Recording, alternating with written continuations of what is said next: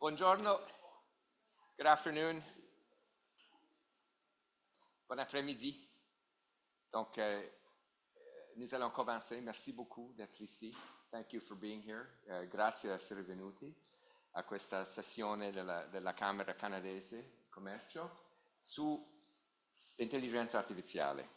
Subject matter for today is artificial intelligence and productivity. Will it help us fill the productivity gap? So let me first begin. I've welcomed you. Let me first thank, first of all, the Canadian Chamber of Commerce for organizing this event in such a beautiful place.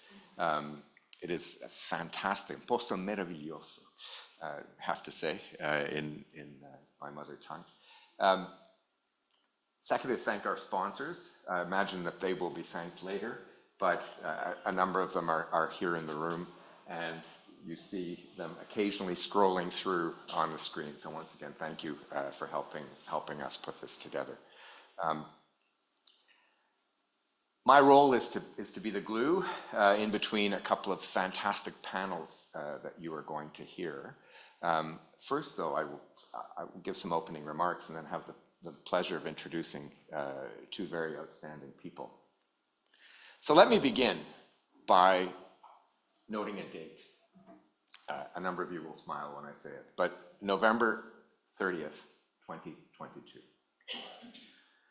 That was the day that ChatGPT came out on the market. And people are talking about that date as one of those days that you remember where you were, right? And in a sense, the world changed when ChatGPT was released. There had been work done on large language models, LLMs, that were based on foundation models. There had been a lot of work at places like the airport on specific applications of AI. But we had the real beginning of general purpose AI that was thrust out onto the world scene on November 30th, 2022. And here we were now interacting with something that could interact with us like a human being. Not perfectly, but then are any human relations perfect? I would argue they're not. And so we began this brave new world. In Canada, we had laid the table for a lot of this work through investments in the development of machine learning and artificial intelligence.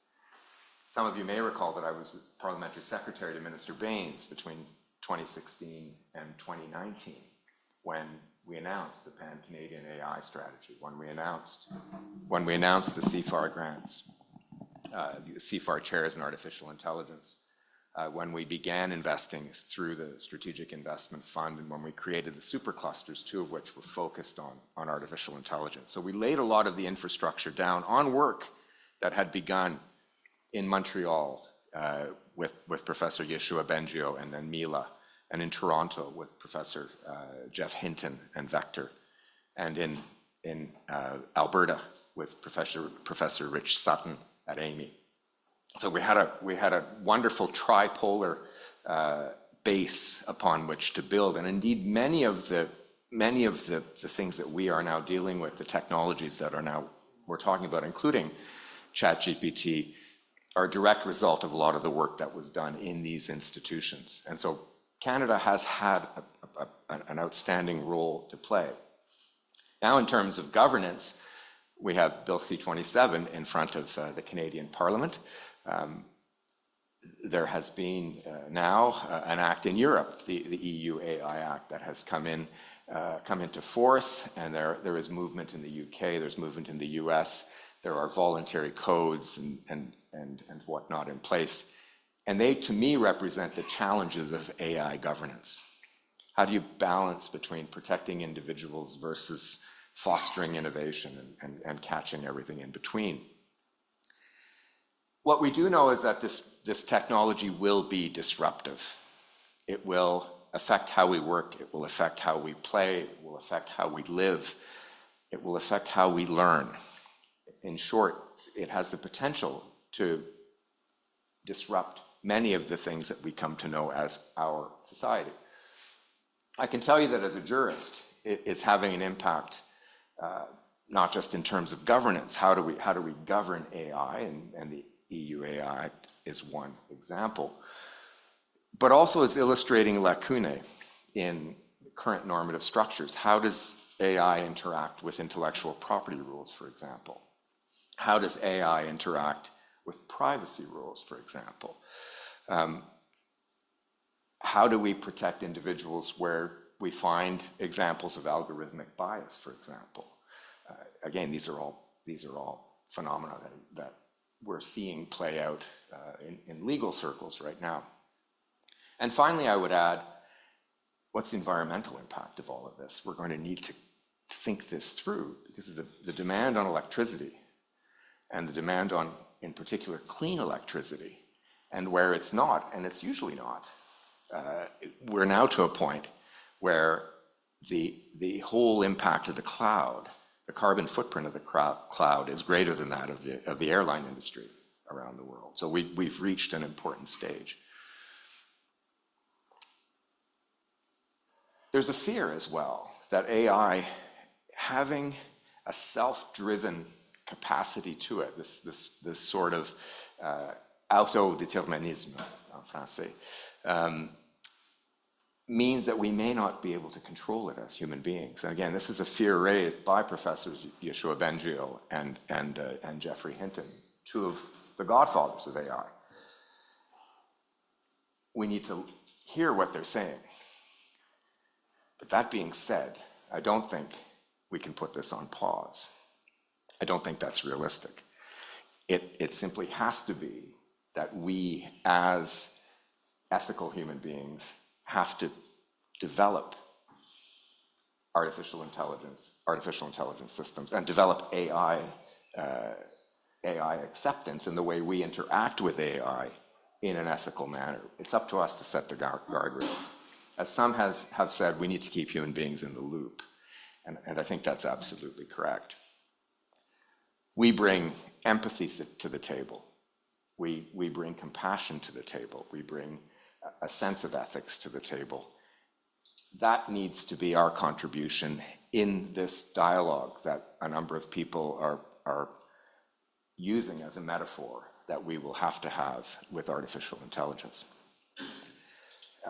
My old academic friend, Orly Lobel, has written a wonderful book called The Equality Machine, in which she posits AI as something that will help us by focusing on certain kinds of qualities that AI, certain kinds of capacities that AI can do much more efficiently or better, and pairing it with the kinds of capacities that human beings bring to the table. Another writer, Ethan Mollick, in his book Co-Intelligence, which I would also commend to you, sets up the metaphor of co-intelligence. We now have a new partner, and it is something we're all going to have to learn to deal with, but again, let's bring our capacities to that table. Which now sets the frame for where we are in the discussion today, productivity. Is AI something that you will be able to use as business leaders in order to improve your productivity? A number of studies have said that it might, from 20 to 80% in some studies that have been cited. But let's wait a minute. Some of us are old enough to remember the beginning of the internet and the kinds of proposals that were being made when the World Wide Web became part of our daily lives, and it has. Now, have we managed in that sense to achieve those kinds of results? And there might be some skepticism. So we've laid the table. We know this will have an impact on our society, on our economy, on the way we do business. Now we look forward to hearing from all of you with respect to how this might be done. And so I look forward to the two panel discussions today. Before we get to the panel discussions, we're going to hear from two people. I'll introduce them each in turn. First is Ambassador Alyssa Goldberg. who is with us here, Canada's ambassador to Italy, San Marino, to Albania. She's also the High Commissioner to Malta. But more than that, she really does represent the very best of our diplomatic corps. The ability not only to represent the country, but someone who has policy capacity. I don't like the term policy chops. Policy capacity, and has demonstrated it over the years in a number of different areas, including disarmament, including innovation. And she will continue, I think, to develop these roles and to better Canada and our place in the world. And so we're honored to have her here with us today.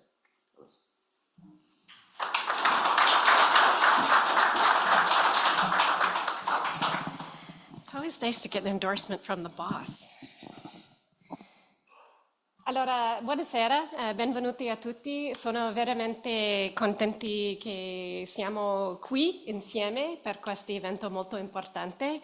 It's great to see everyone. Merci à tout le monde d'être avec nous aujourd'hui.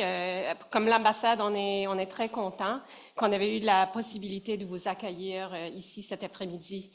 I'll obviously start with a huge thank you to the Canadian Chamber of Commerce for hosting this event, and I'd like to recognize their president and CEO, Perrin Beatty. I know that Mr. Lametti will speak to Mr. Beatty's enormous accomplishments, but honestly, after decades of leadership in politics and business, you've announced that you'll be moving on to yet another career in the next couple of months.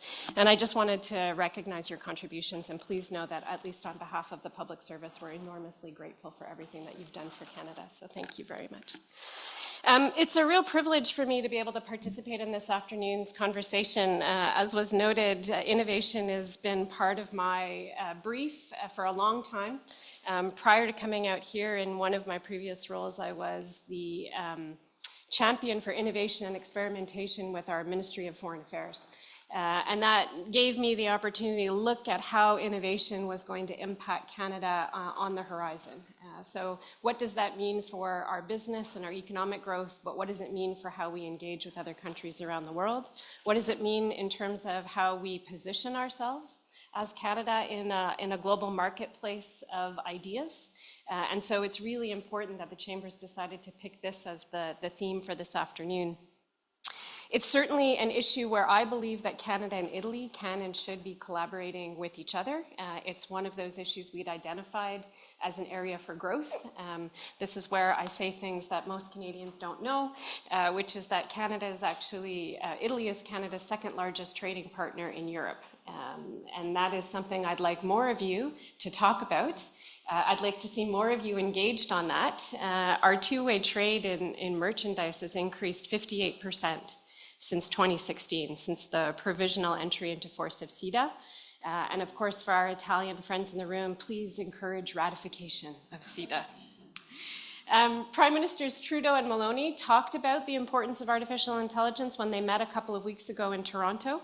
They had an excellent bilateral discussion, and the topic of artificial intelligence was one of those areas that they identified as a growth area for the two countries to be collaborating on as we go forward. And right now we're in the process of negotiating a roadmap with Italy for enhanced cooperation between the two countries. So again, I encourage all of you, no good idea will be left on the table. So we're interested in seeing how this goes forward. And my hope, of course, is that this will get signed in 3.5 weeks at the Leaders Summit in Puglia. So watch this space. Mr. Lametti's already talked about how the landscape has changed over the last couple of years. ChatGPT, but I would also add other large language models, DeepL, has also been pretty transformative in the ability for people to communicate with each other in their own languages. This has been enormous, and it's really catapulted artificial intelligence into the consciousness of the public in a way that we hadn't really seen, right? It was one of those niche areas that a lot of people were working on, but it hadn't really reached the level of public consciousness where my mom would talk to me about it. And of course, now my mom talks to me about it, and she says, "Hey, have you seen this latest development?" And I say, yes, I have, but Mom, how have you? And it's really reshaping the way that we live, the way that we learn, the way that we work. And it's going to continue to reshape and redefine things as we go forward. And I was going to say, I'm going to do something that's very un-Canadian, but you already did it, which is I was going to brag a little bit. And I was going to talk about how actually Canada's been there since the inception. We have laid the groundwork for a lot of these developments that you've seen on artificial intelligence over the last couple of years. So I won't retread that territory, but just to say that when Jeff Hinton and Joshua were thinking about these things and identifying both the opportunities and the pitfalls, Canada was there. And Canada has continued to be there as a leader in AI innovation. And so as we've come on this journey, certainly the Pan-Canadian AI strategy, which was the first AI strategy that a government has developed and has been really important in terms of encouraging other countries to think about how will artificial intelligence affect how they do their work going forward. We really saw it as grounded in driving our economic growth. And again, in your previous role, that was certainly part of the idea. The Scale AI cluster, as part of the Global Innovation Clusters Initiative, is a terrific example of collaboration between government, private sector, researchers, civil society, and other communities can come together and be a catalyst for driving forward AI in all of these spaces. It's been a catalyst in driving supply chain innovation, AI use in industry, and making sure that Canadian businesses can stay at the forefront of AI revolution as we go forward. But I think that the question that you're going to be asking yourselves this afternoon, how do we maximize the benefits of AI technology so that national productivity supports sustainable economic growth, is the piece that we're grappling with. It's on the leaders' table at the G7 and the G20. It's one of those things that we're all trying to figure our way through. I would suggest one answer. One answer lies in creating an ecosystem that encourages the adoption of AI while at the same time fostering an environment of trust and ethical governance. And so how are we going to find the sweet spot between that as we go forward? I'm going to suggest three things, and then the panel can tell me I'm wrong. I would say first, we're talking about education and lifelong skills development. When we equip our citizens with the skills that they need to thrive in an AI-driven economy, this is going to position AI as a tool for empowerment rather than a source of concern or something that we look at as displacing opportunities. The second is that we have to champion the development of ethical AI frameworks. And certainly this is where the legal colleagues come into play, researchers. I would also suggest philosophers, political scientists will come into the fold. But we need to think about, as AI becomes more pervasive, we really need to make sure that we're upholding values like fairness, accountability, and transparency. This is where, for example, Canada's voluntary code of conduct on the sustainable and responsible development and management of advanced generative AI comes into play. That strategy really tries to find that sweet spot to champion the development of ethical AI frameworks. The code also serves as a starting point for comprehensive legislation, which is currently under development right now in Canada. Internationally, Canada was also a founding member of the Global Partnership on AI, the GPAI, which serves really as a platform for enabling the AI research community to come together with those that are interested in commercialization. And most recently, like Italy, Canada has supported the 2023 G7 Hiroshima AI process. And we're going to build on that in this year's G7. And certainly the expectation is Canada will continue to build on that when it becomes G7 president next year. So in the international space, there's a lot that's happening right now. The Hiroshima framework was really an important step forward in the establishment of, I would say, guiding principles for an international code of conduct on the development and deployment of secure, safe, and trustworthy AI systems. And then the third thing that I would point to is that we have to foster innovation in both the public and the private sectors. This can't be something that anyone feels, to quote from a film, it's not my precious, right? That any one sector kind of keeps to itself. It's one of those things where government can act and should act as a facilitator, creating the regulatory environment that encourages the responsible adoption of AI while mitigating risks.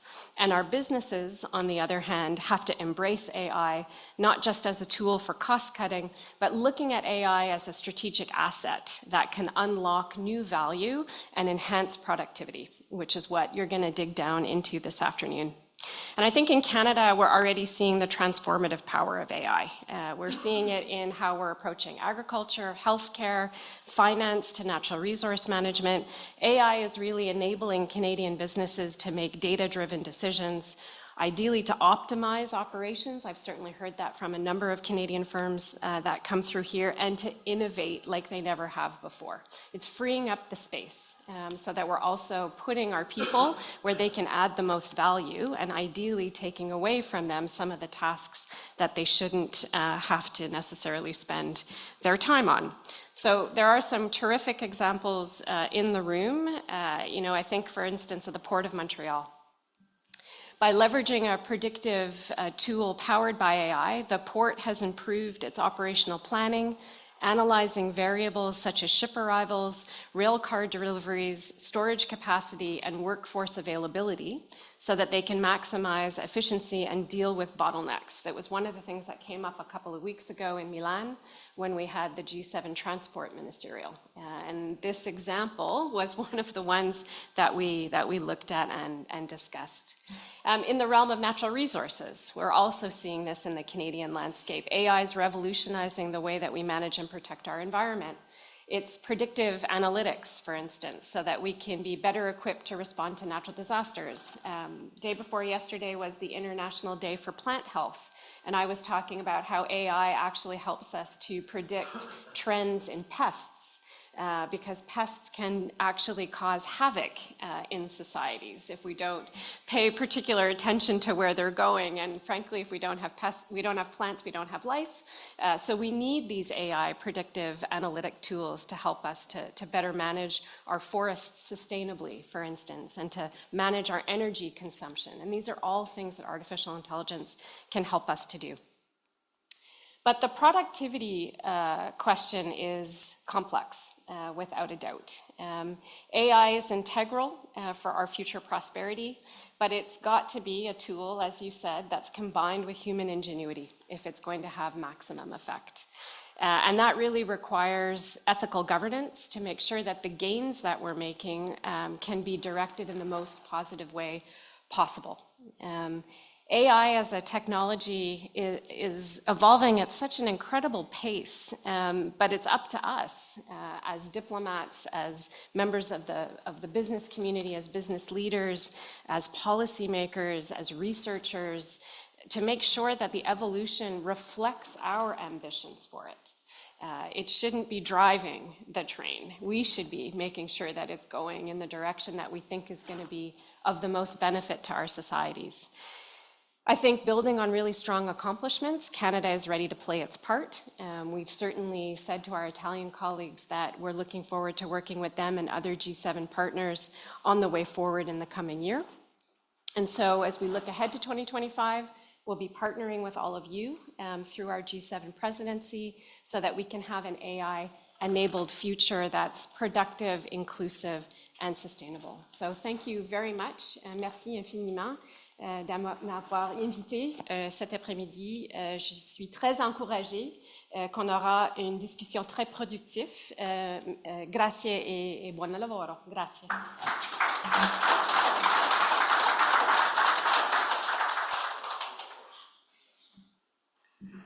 Thank you, Ambassador, for not just the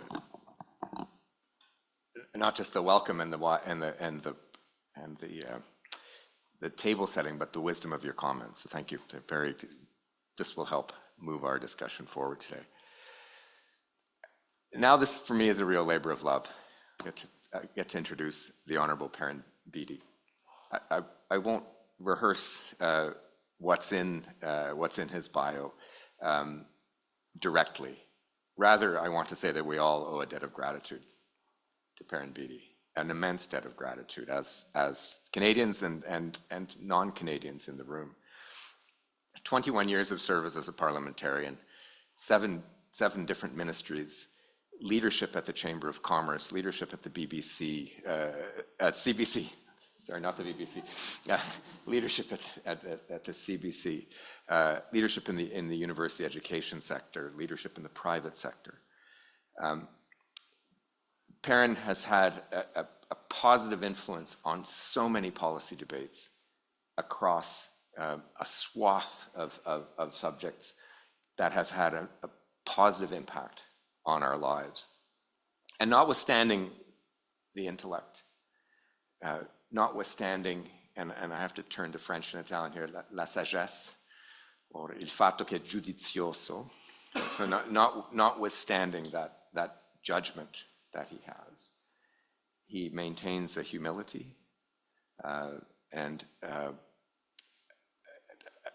a sense of calm that, and a sense of honor, a sense of decency that is missing in so many areas of our public life today. And so as an example for what it could be and what it perhaps was in a golden age, but what it could be in the future, we owe him that debt of gratitude as well for everything he's done and everything he represents. So thank you so much. The Honorable Perrin Beatty.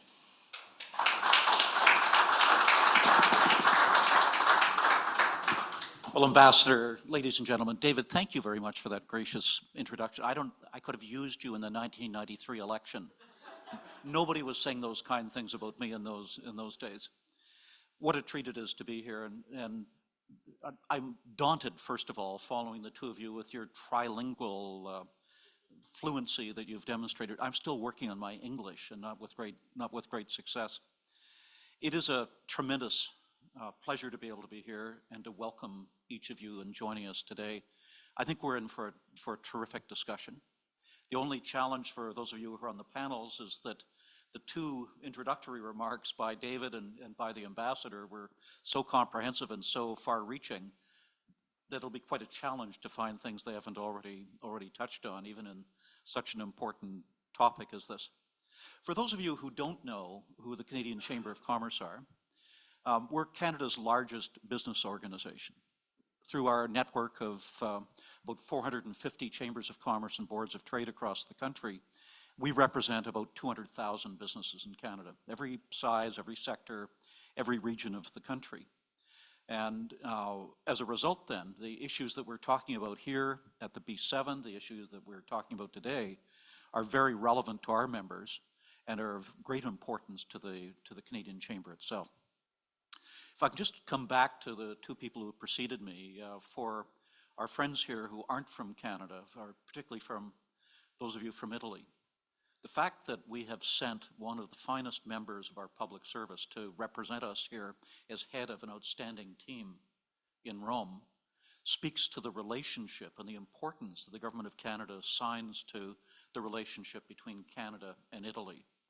And the Ambassador was selling me, even as we were walking down the steps here, on the potential for us to deepen that relationship and to develop it in a way that is so much more beneficial for both of our countries. And to have David here today is a great honor for us. Not only is he a distinguished former Minister of Justice in Canada, but he's one of Canada's finest legal scholars as well. And he is exceptionally well equipped to be able to lead this discussion today. So we're delighted to have both of you. Now, during my 17-year tenure at the Canadian Chamber, I've had the honor of taking part in many B7 summits, including last year in Japan. And I continue to be a firm believer in the B7. It's really a vital tool for shaping global economic policies and fostering international cooperation. And in the turbulent times in which we're living today, the most dangerous times perhaps in any of our lifetimes, it's absolutely critical that we have a tool like this to enable us to find policies that will help us to work together and to get solutions to key problems. As the Canadian Chamber prepares to host the B7 next year during Canada's G7 presidency, we're eager to lead the charge on policies that will mean greater prosperity for all of our nations. And I warned my staff from the Canadian Chamber that what I intend to do while I'm here in Italy is set the bar so high in terms of making promises about how great it will be next year when the Canadian Chamber hosts the B7, that they will be kept very busy for the next year after I'm gone, and I don't have to deliver on any of those promises at all. But the potential for this organization is enormous if we work together, and if we can activate the skills and the knowledge within the business community to go to work on some of these problems that vex society right around the world. I'd like to acknowledge that this mission is made possible as a result of the support of our title sponsors, Amazon Web Services and OpenText. I'm pleased to see them well represented here in person today. Thank you to each of them. And I also want to thank TELUS and Microsoft for their support, as well as the Canadian Chamber in Italy for helping us to promote this event through their Italian business networks. Thank you very much to them. We're in for an incredible treat today as we hear these experts talk about a technology which David referred to as transformative, as disruptive. I would use the word transformative more likely. This is true. Other technologies get overhyped and then are disappointing when they come along, but this is potentially the intellectual equivalent of nuclear energy, with a potential for both good and evil, which is enormous. And you tend to find that in the coverage, the public discussion that there is about AI, that it's either euphoric on one hand or apocalyptic on the other. That there's the sense that we're either going straight to heaven or direct to hell based on what your worldview is. But the important thing for us to keep in mind today during the discussions is that the technology cannot be uninvented. It's here to stay. The question is what we do with it. As with fire or as with nuclear energy, can we put it to work in service to humanity, or do we allow it to be used as a threat to everything that we are? And that's the discussion, part of the discussion we'll have today. The potential for this to improve our productivity, to raise standards of living around the world and in each of our countries is enormous. And that's a great opportunity that we have and that the B7 should be focusing on as well, to look at how we can put this tool to work in service of humanity. It will be important for us to have global alignment on regulations. It's a must, particularly amongst key trading partners. And recognizing the increasing importance and potential of AI as a tool for growing our economies and improving many facets of society, the Canadian Chamber has stood up various AI-related initiatives in the last year, in addition to our global work on AI through the B7 and other multilateral efforts.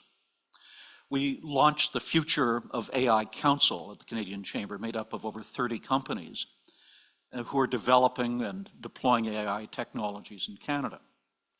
We've been very active in our advocacy efforts to improve Canada's federal privacy and AI bill, providing multiple submissions informed by our members and testifying before Canada's Parliamentary Committee on Industry. And we provide national thought leadership on the importance of AI adoption and its link to productivity. And finally, we conduct research through the Chamber's Business Data Lab on AI business trends. In fact, BDL, the Business Data Lab, is on the cusp of releasing a comprehensive report on generative AI business adoption in Canada next week. It will speak to the opportunity that generative AI can play in prompting significant productivity gains for Canadians, so stay tuned for that report. And today, in the lead up to the B7 summit in Rome, I'm pleased that we could host this important discussion on the link between business adoption of AI and productivity. I look forward to hearing from experts and business leaders from the UK, from Italy, from the US, and from Canada, who have deep experience in AI adoption.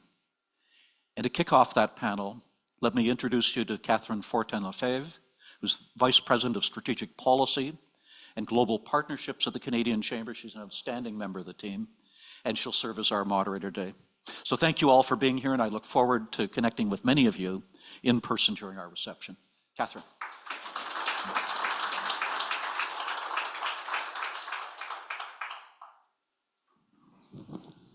I would like to invite panelists of panel 1 to come up. Take a seat.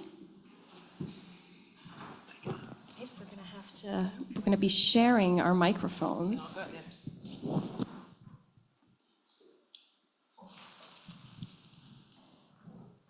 Okay. Good afternoon.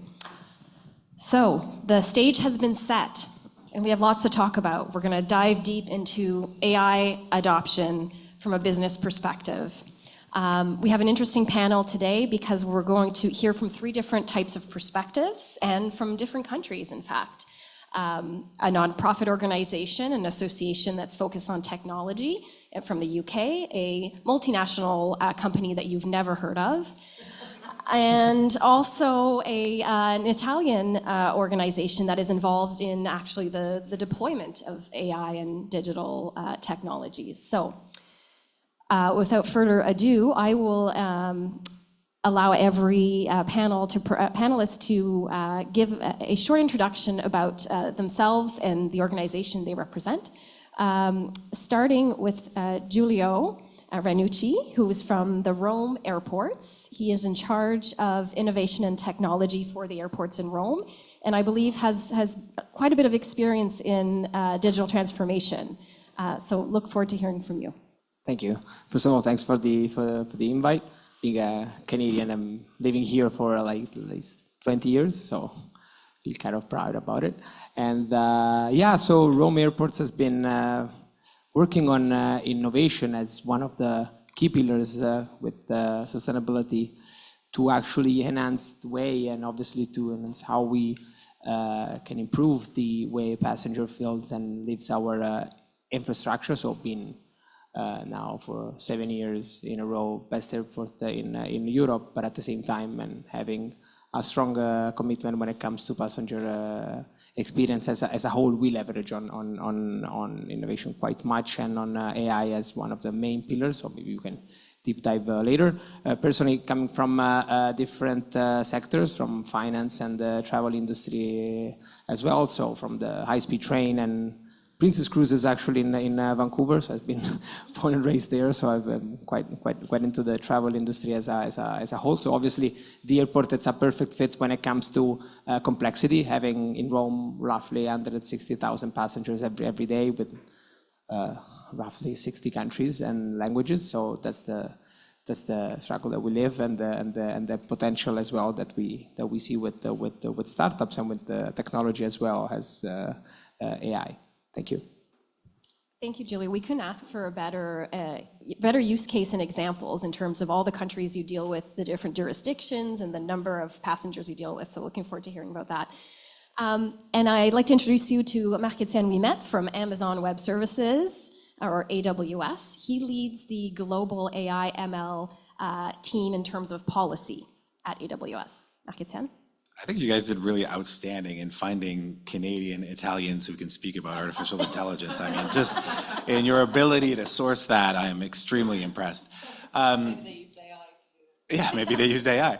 Hi, everyone. My name is Marc-Etienne Ouimet. Like Catherine said, I'm the lead for global AI policy at AWS, so Amazon Web Services. In that role, I kind of support teams around the world and looking at artificial intelligence policies, both from the regulatory perspective and from the industrial policy perspective. So how do we go about supporting and spurring on innovation in various countries? What works better, what doesn't work quite as well? And obviously from the regulatory angle. I think this is a super important conversation. Globally speaking, I think it is particularly pressing in the Canadian context, where I think it is widely acknowledged and diagnosed that we have a productivity issue as a country, but we also have an opportunity on the other side to leverage, frankly, a once-in-a-generation chance at leveraging a new general purpose technology. And as kind of David pointed out in his introduction, how large that opportunity is, we'll have to look back on that in due time and properly analyze it.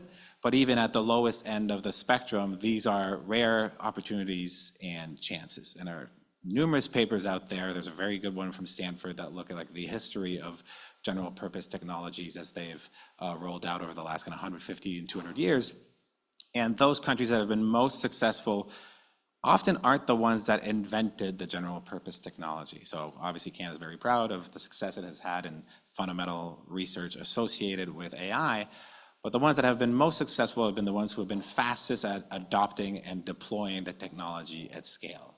And those are not necessarily tied to each other. There's no guaranteed link that if you were, in advanced state of research capacity and support with regards to low TRL, early TRL is technology readiness level of the technology, that you will necessarily translate that into long-term success with the technology. So I think that's the real challenge that we need to wrestle with as a country, but that goes broader than that and that is applicable to numerous jurisdictions. So look forward to talking about that.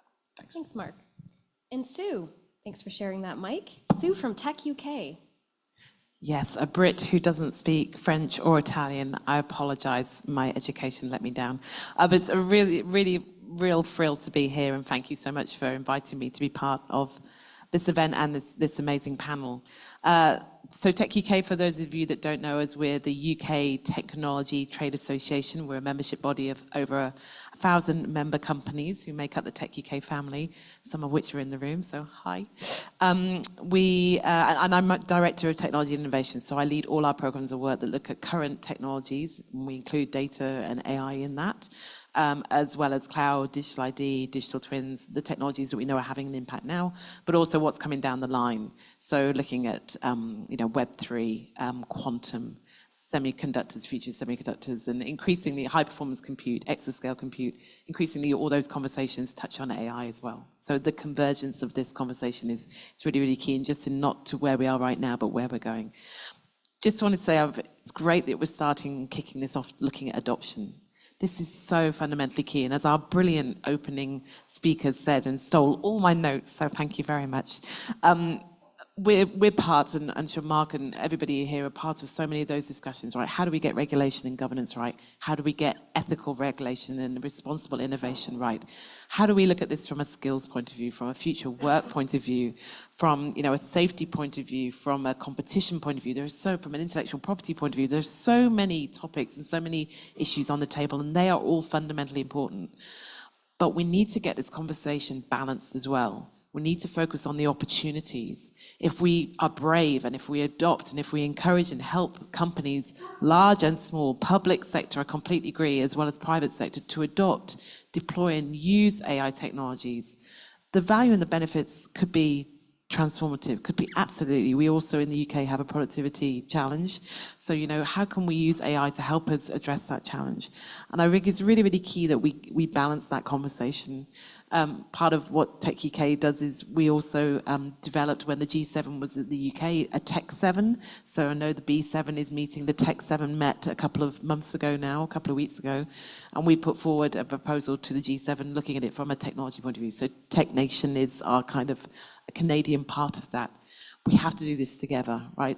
We have to take a systems approach, but we're all part of the same team. I think we all want the same thing. So let's figure out how we can do this together. Great, thanks, Sue. So how are countries doing in terms of adoption and in terms of working together towards adoption? Giulio, I know we were talking about this earlier in terms of how you're seeing, yes, you're based in Italy, and maybe you can speak about the Italy adoption situation, but in terms of what you're seeing from other countries as well. Yeah, thank you. So we do run an accelerator program every year. So we actually reach out to basically startups from all over the world. Just to give you some KPIs and some numbers, we reach out to roughly 400 startups each year, and we get like 700 projects. Why? Because we know that we are pretty good in managing an infrastructure, but we do know that we don't know everything when it comes to tech. So that's why partnering and to have a different scale when it comes to rolling out technology, that's the main reason why.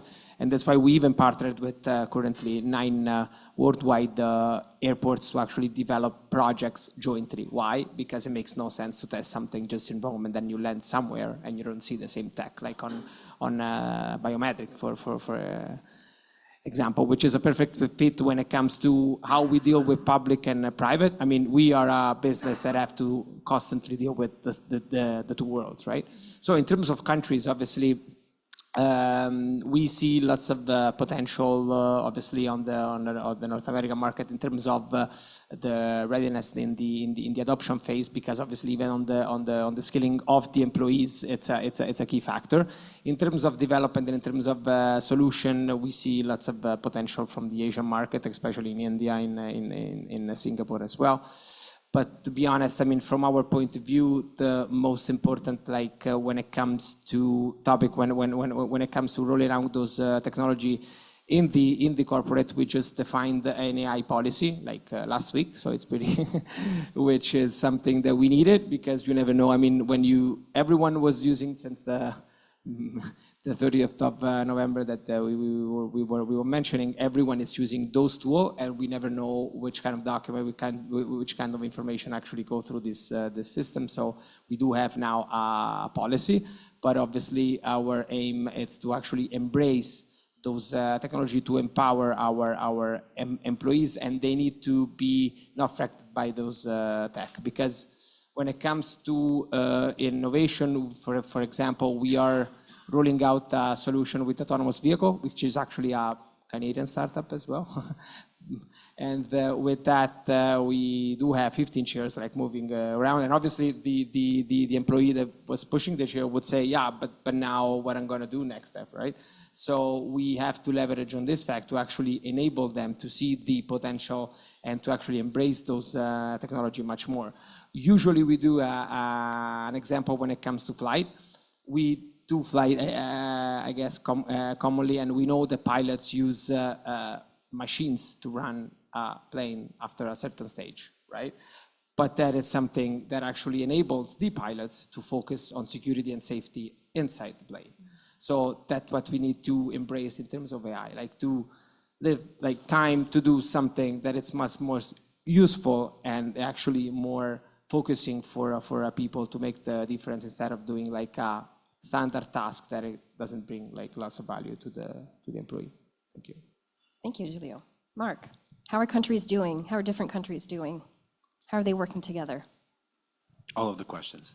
I think it's a very broad question, and part of the problem is kind of parsing what we mean by success in that field, right? So one, different countries have obviously very different ratios of AI adoption, but within those countries, you'll have very different ratios of adoption depending if you're talking about small and medium enterprises or you're talking about large enterprises. And so the ratio of large businesses to SMEs in a given country will have a large impact as well on the amount of adoption you'll see in a given country, because large companies have historically done better, so large banks, insurance companies, and so on. I think that's about to change as kind of the democratization of AI tooling has really kind of achieved a next level. We're not at a philosophical conversation point where we're just kind of piloting potential technologies. The technologies themselves are far more advanced. The tooling is ready. And in many cases, you have extremely specific tools that are available to you to be able to deploy in a given workspace. I love that you have Giulio here to talk about the airport case, because it just points to how precise the use cases are.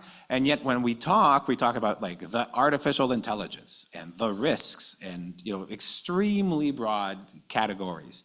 I think that the pathway to success with regards to AI adoption is getting into the weeds and really identifying what the use cases are and identifying what the verticals are within your given jurisdiction that have low-hanging fruit. I know the UK did that very well with the creative industries, for instance, identifying that there was lots of applicable technology that was already in use and that the level of adoption of that technology was quite low. And then also on the flip side, when they talk about risks, like being extremely precise in the risks that they're diagnosing. So not saying like, well, we're really worried about generative AI. Well, what specifically are you worried about? We're worried about recommender engines. What specifically are you worried about in recommender engines? So that we can kind of all talk about the same things and then spur on very precisely with the right types of policy tools, the types of verticals that need kind of that extra kick. And I'll finish quickly with this. Many of the national AI strategies that have been rolled out are industrial strategies, get one very basic thing wrong or fail to address a basic question. They don't differentiate between kind of AI demand policies and AI supply policies. So they'll say, we have our industrial strategy for AI, and it'll be entirely about how do we get more national champions that are, you know, LLM champions, so Cohere in Canada, say, right? And that's an important question. I'm not saying you shouldn't do that. But then the entire other side, how do I get all of my traditional enterprises, the agricultural field, et cetera, how do I get all those companies adopting the right types of subsets of AI technology for their field as rapidly as possible? Many national AI strategies entirely skip that question. And practically speaking, I mean, that's where all of your productivity benefits are going to come from.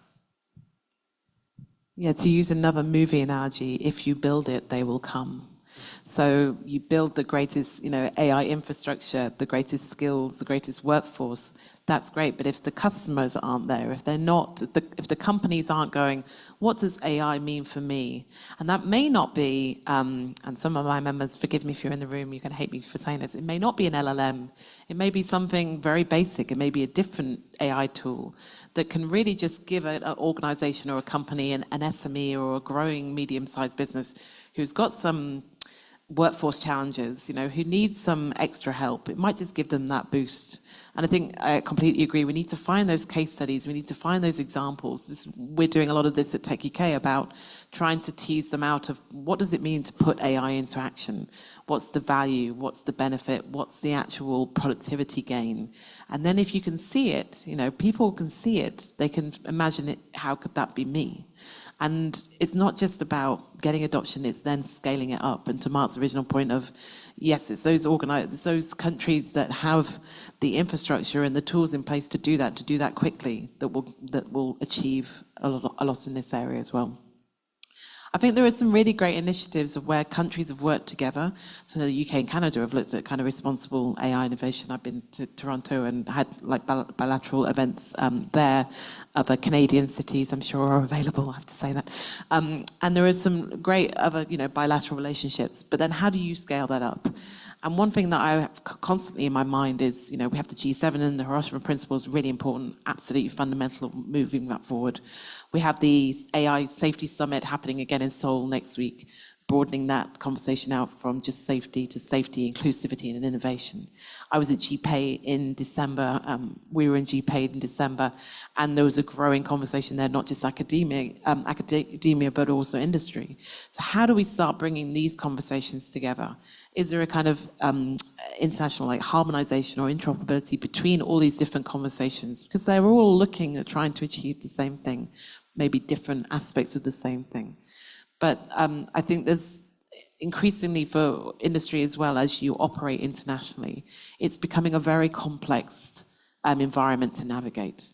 And a lot of companies navigating internationally are worried about dual compliance and are worried about, well, what do I need to do in this country and what do I need in that country? So we need to make this easy.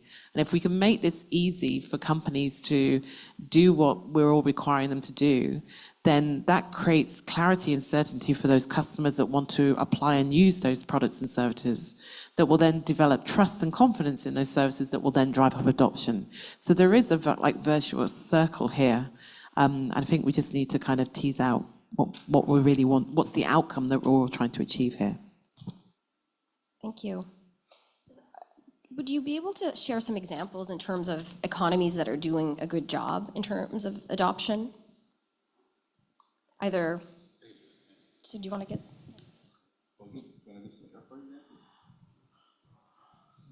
Yeah, if you want to get started with like on the airport business, I mean, it is quite a challenge because it's an heavily regulated environment, which most of the time is at the hands of like public concessions. Some of them are public entities, some are private ones. So let's filter out on the private ones, to be honest, because on the public ones, it takes a bit more in terms of policy, in terms of timing. So I would say that we have a pretty strong relation with Dubai when it comes to those kind of solution, and with Vancouver as well, which I'm not biased by the country thing, but I really see the potential for I mean, first of all, of integrating tools that a passenger can use when it moves on different places, which that's a main reason why. Just to give you a couple of examples, because we are like talking about AI, but we are maybe some cases on how we are using it today in Rome, just to give you a couple of pinpoints. So today, all the turnarounds that you see on a plane in Rome, so everything that happens around a plane, so from fueling, catering, it's managed by an AI. So all the cameras then point on planes, they know if everything is on time, and we do all the checks. So we don't have people like doing like a physical checklist. And then it's like 1 year ago we did that, right? Other cases are like all the perimeters and all what happens around the areas in the airport are managed by an AI today now. So we see potential when it comes to enhancing once again the way we manage the infrastructure. So those cases obviously allowed us not only to see a potential business case around it, obviously, because once again, the player between private and public, you have to enhance those technology by finding like a reason why around it. But at the same time, we see the potential of embracing those technology to enhance the way we actually do those kind of processes. Another example, it's security control. I guess if you come to Rome, I mean, you always are like around from 2 to 4 minutes to do your security control, right? Why? We have lots of sensors around, like above where you actually put your luggage on, that tracks all the queuing and all the people that are actually in line. So if you see like more than 5 minutes, all the triggers actually come on. And with that, we even put people on break. We don't put people on break by having a guy saying, oh, I saw you work quite much, just go on break. We don't need that, right? We don't need to have a physical guy to have this subjectivity on saying, okay, you need to go on break. We have data-driven decision and in that sense, it obviously allowed us to have this vision.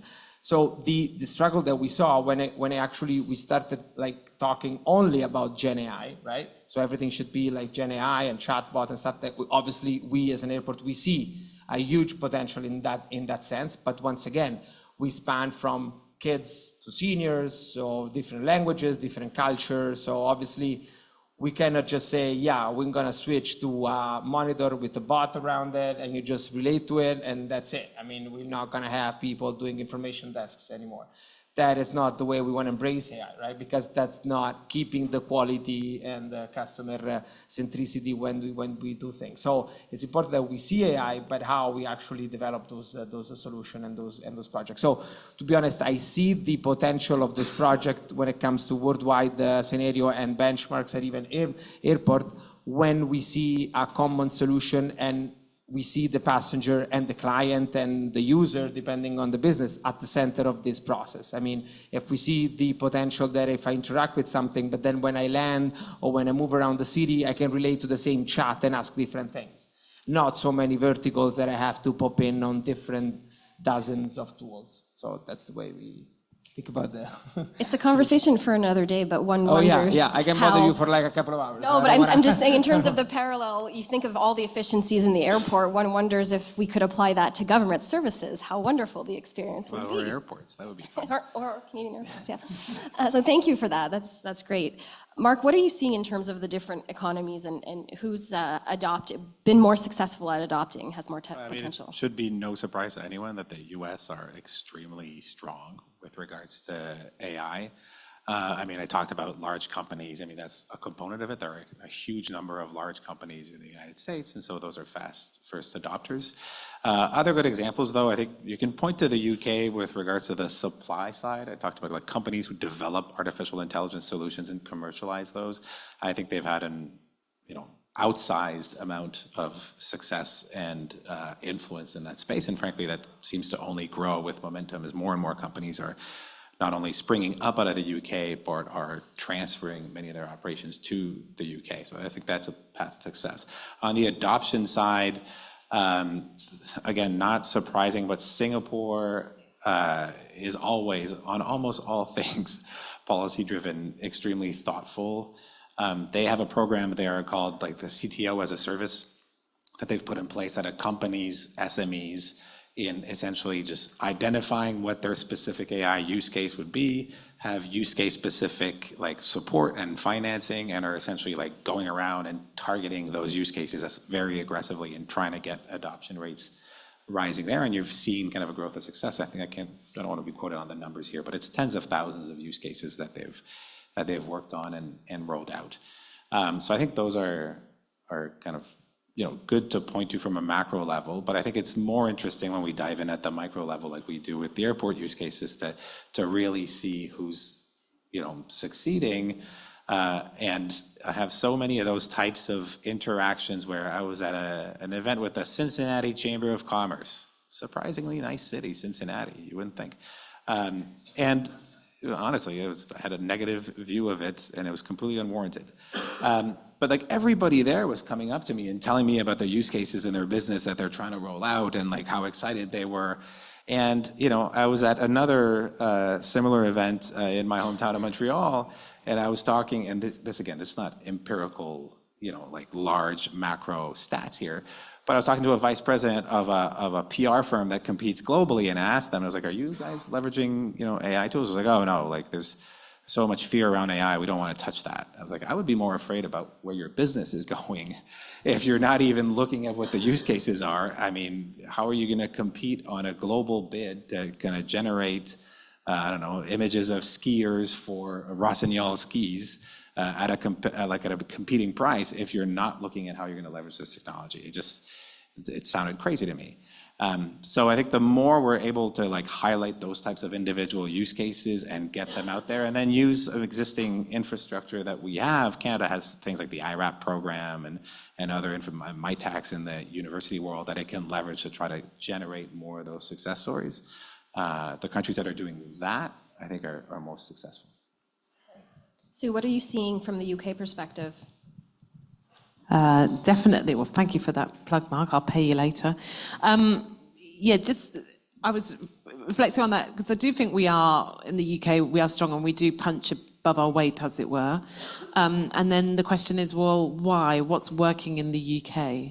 And I think there's some great examples of AI adoption in the UK that's working really well. Financial services has been using AI for many, many years.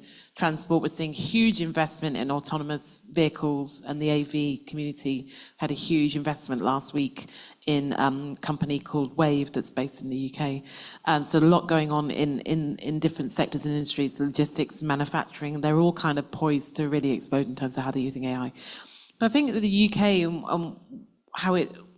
I think we have a good, a number of different factors that help us to be where we are, perhaps to Mark's point. So yes, we have world-leading universities and world-leading academics, and we have done for many, many years, developing a lot of, same as Canada, a lot of the foundations upon which we're working on now.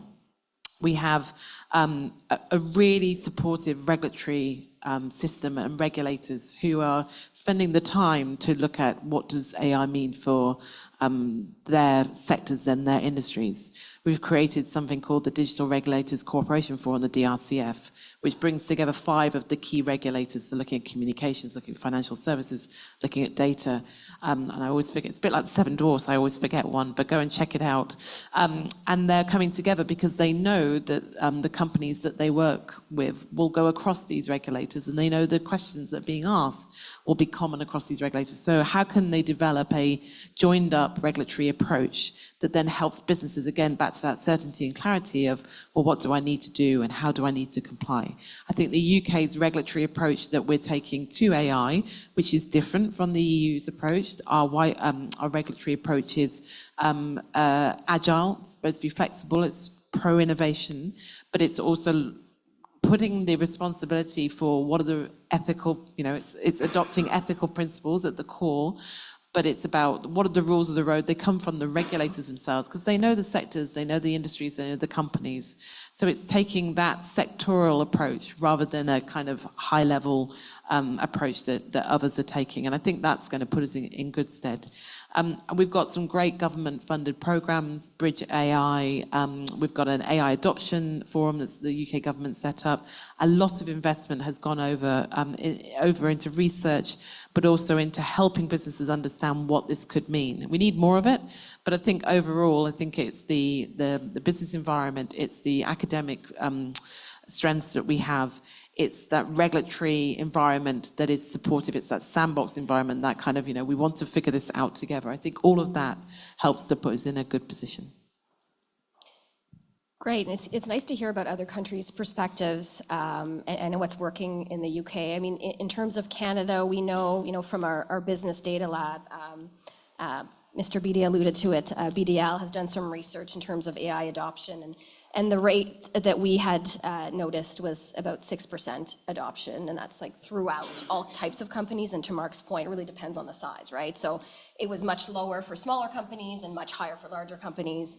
I think there's another AI adoption index that puts Canada at about 30% for large companies, but still we're behind in terms of a lot of countries, right? So how do we bump that up, right? So I guess my next question is, what's the role of the government in making sure that adoption can actually materialize? And perhaps we can start with you, Giulio, in terms of you have to work within the framework of the Italian government, but perhaps other governments as well. What should governments do?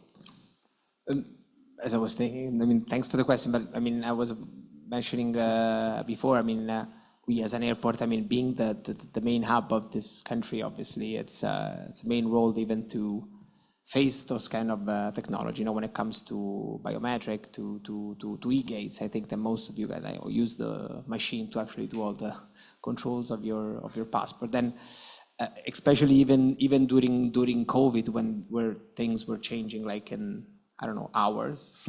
So we had to comply like the next morning. Obviously, the relation between public and private, it's obviously something that in the airport you actually see constantly, right?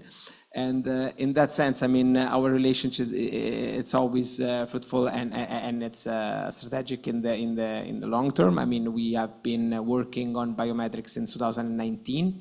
Obviously, that's a tricky side of the business because we have to involve airlines, the infrastructure, the authority, both for where you land and when you depart. So it is with different stakeholders. It's not always easy then to achieve, let's say, a seamless experience that makes the difference for the passenger. Obviously, from our point of view, the fastest you get to the air side, we're also outside the security control. For us, it's always better.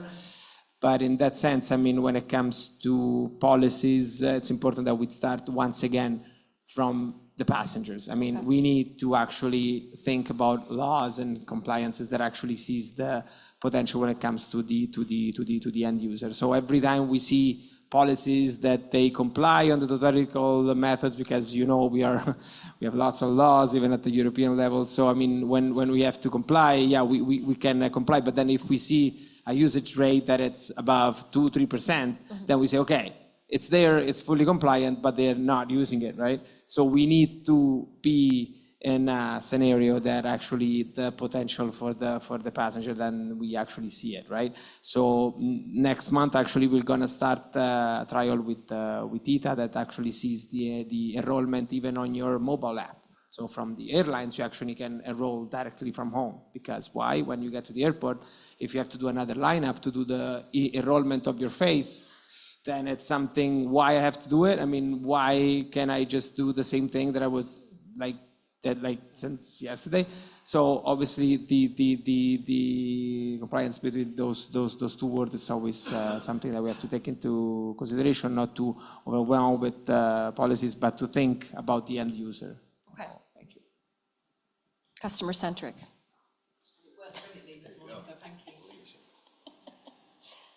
Same question? Yes. Well, I'll go back to my earlier point. Be capable of dealing with precision as to what you're talking about when you talk about artificial intelligence, both from the regulatory perspective and the incentivization side. And I think to do that, you're going to need some headcount. So step one, I mean, just you look at the Office for AI and the DCIT team in the UK, there are north of 200 people who are working on artificial intelligence policy and questions and growing. I'm not going to quote the number of people at ISED who are working on this file. I mean, it's not comparable. So to ask, and it's not a knock on the quality of the folks who are there, who I know personally who are very high quality. It's just there's so much you can do with so many people in a team. And the more you have, the more you're going to be able to deal with the variegated use cases that we are talking about, actually wrestle with the details as opposed to talking in very broad strokes. So I think step one, you need to equip yourself to be able to actually handle those individual use cases. After that, I think you need to tell the narrative more broadly about adoption and tell all these positive use cases and get out there and be on the roadshow talking about it. You can use an AI to go look at every speech from every Canadian politician or any other jurisdiction you pick and look at the word counts associated with artificial intelligence. And it's like risk, opportunity, risk. And I think it's no coincidence that as a result of that, the Stanford study just came out a couple weeks ago that, amongst other things, measured trust in artificial intelligence, and we had the lowest trust ratio in the world. I think part of it is because our narrative is entirely about risk. And I'm not trying to be facetious about whether there are risks. There are definitely specific risks. But rather than talking about those individual risks within AI, we talk about the risk of AI, right? And then we get the types of responses like the anecdote I gave before from that PR firm that says, oh no, AI is risky. So when you start to talk about like the individual risk use cases very precisely, and then the rest, you talk about how all the opportunity that comes along with it, I think that will help kind of from a macro level. And then from a micro level, once you have that staff and that ability, and I think there's existing architecture that a government like the Canadian government can use. We talked about the Productivity Commission in Australia and its own sets of tools. You can leverage programs like IRAP, and I was encouraged by that in the latest AI funding announcement that they wanted to kind of provide that mechanism, and others to be able to just get out there and just deal with them use case by use case by use case. And then show rather than tell, right? Like the airport is a great example. I had a wonderful experience getting through the Rome airport. I don't know about the rest of you who flew through here. I did too. It was great. Thank you. We will see what your experience is like when you get home.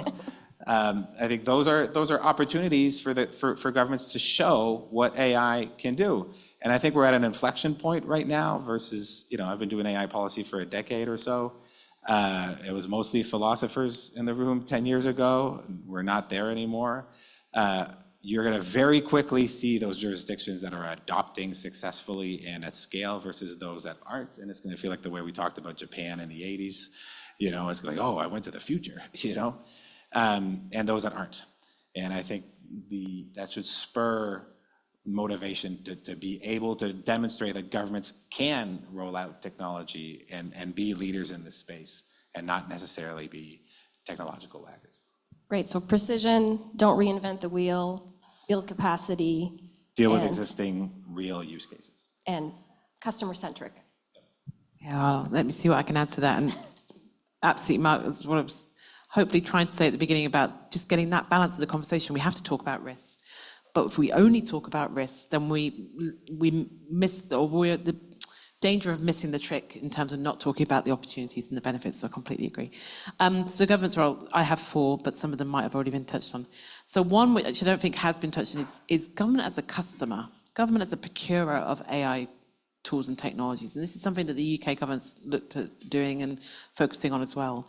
How do we, how can you use government departments? How can you use the public sector in the right way, of course, and in the ethical, responsible way, as the catalyst for more, growth in the AI industry, in the AI sector? Because again, that creates, well, if the, our NHS, if our National Health Service can do it, then why can't this other industry do it? Or why aren't we doing that to address backlogs or to help customer service? So, I think government as a customer could be a really key catalyst. Secondly, government as providing that regulatory certainty and clarity as to what is actually being required on both sides, whether you are a creator and a developer of AI or whether you're a user and deployer of AI, because no one wants to get this wrong. I hear this from businesses all the time. Sue, we want to get this right. What does getting this right mean? And tell me what I need to do. So regulatory certainty. And I think on an international side, there is that then question of how do we help achieve that on an international, whether it's standards, whether it's technical requirements, whether it's the work of the new AI safety institutes. How is all of this fitting together on an international level? Funding, so providing funding and support For projects, again, I think, to Mark's point, I think that have clear outcomes. What are we trying to achieve here? So government has a role there. And then fourthly is, I agree, I've written champion. So be that champion for what putting AI into action can actually look like and actually mean. And there are some great case studies. I was at a Downing Street meeting where there was this gentleman who owns a manufacturing mill up in the north of England, and they used some computer vision, some AI. Basically, they were getting huge bags of recyclable material, but they didn't have the manpower, they didn't have the people to sort through all this. So put it on a conveyor belt, send it through the AI would pick out what the fabric is, they could read the labels and sift the material into, right, you can do something with that, you can't do something with that. And they were creating new clothes from recycled clothing that they could then sell back to the industry, or they could just mulch it and use it for something else or sell it on to another part of the supply chain. But they didn't have the manpower, they didn't have the time to do that. Computer vision just transformed that and found a new way of them to work. So there's some great case studies. And then you think, I was sitting there thinking, surely there are manufacturing companies around the world who would do that, right? So how can we scale that up and how can we get those examples out? I think government being a champion of that is a really, really a good role that they can play. One quick example, like, yeah, but I mean, this Korean company that I met with that leverages a computer vision tool available on the cloud. It's an AWS customer, but there are, I see friends from Microsoft. There's tools available from other companies as well. But they leverage this computer vision tool in order to be able to detect the telltale signs of mold on perilla leaves. Perilla leaves are a staple of the Korean diet, right? This is a small farming outfit. They didn't need, versus 3-4 years ago, to go and build their own computer vision model, and then from that with huge amounts of data and then train it. Like, they were able to take a model off the shelf available through the cloud, train it with few-shot learning with images of moldy perilla leaves, and then they set up basic digital cameras around their farm, and it was like row 17, case 7, plant 4, send a person there, and they were able to increase their crop yields by 8% year one. I mean, this was just like a very straightforward, low-cost deployment of technology that even a few years ago, you were like, this is completely outside the hands of SMEs. But now you're there. You can just get access to that through the cloud, very easily. So I think that's why when I talked about that inflection point, we're in a very different stage than we were even a couple years ago. That's a neat example and also relevant in the Canadian case, right? Because we know, was it about a month or so ago, a little bit more, there was about $2.4 billion announced to help with AI adoption and compute. And there's about, I think, 200 million that's earmarked for AI adoption in smaller organizations. And I think one of the sectors was agriculture, right? So perhaps there's some learning there that the government can do to leverage that. Okay, I'm gonna turn to the audience because I know we have a really brilliant audience here and I know they have really brilliant questions. David? Mr. Lametti. Do I need to go to the mic? Sure. That would be great, just so the audience can hear you, because we have some virtual participants. Thank you. None of us have spoken about data and the link to data and adoptability. How do data regimes, let's say GDPR, or the potential regime that we might have in Canada with C27 or the current regime, how does it help both the adoption or hurt the adoption, both on the consumer side and also on the developer side, since we have Marc-Etienne here? I'm happy to kick it off. You're absolutely right, and getting data governance right is fundamental. Of course, it's the building blocks, it's the foundation upon which you can't do any of this without getting the data right. And actually, we didn't talk about barriers, but time and time again, one of the barriers I hear from organizations is around data. So a barrier to me doing more around AI in my organization is, do I have the right data? Is it in the right quality? Is it in the right place? Blah, blah, blah, blah. What GDPR obviously provides for is and has provided for many years now, a data governance, approach that organizations can take, particularly obviously it focuses on personal data, right? And that's extremely helpful and useful. I think GDPR as a foundation is important to build on. It has clauses in there around, I think it was you, or forgive me, one of the speakers talking about keeping the human in the loop. So having that ability to challenge an automated decision. We are in the UK at the moment looking at how we amend our data protection laws, but we've said really, really clearly that that human in the loop has to remain. It's a key part of why GDPR works, and it's a key part of having that from an AI point of view as these technologies only evolve. So GDPR definitely has a place, but GDPR is not, let's just say, it's the floor, not the ceiling, because it focuses on personal data, absolutely right, and in a consumer situation, absolutely key. But a lot of the AI adoption and productivity gains come from B2B data and come from the other side. So we have to make sure that the data governance conversation or data management conversation, or however you want to put it, it's just not focused on GDPR and looking at, of course it's key, absolutely fundamentally key that you get that right. But it's how do we help organizations in their broader data challenges, and how do we help them to understand that data governance and data management is key, even if you're not within the GDPR, if that makes sense. So it's fundamental across both the B2B and the B2C side.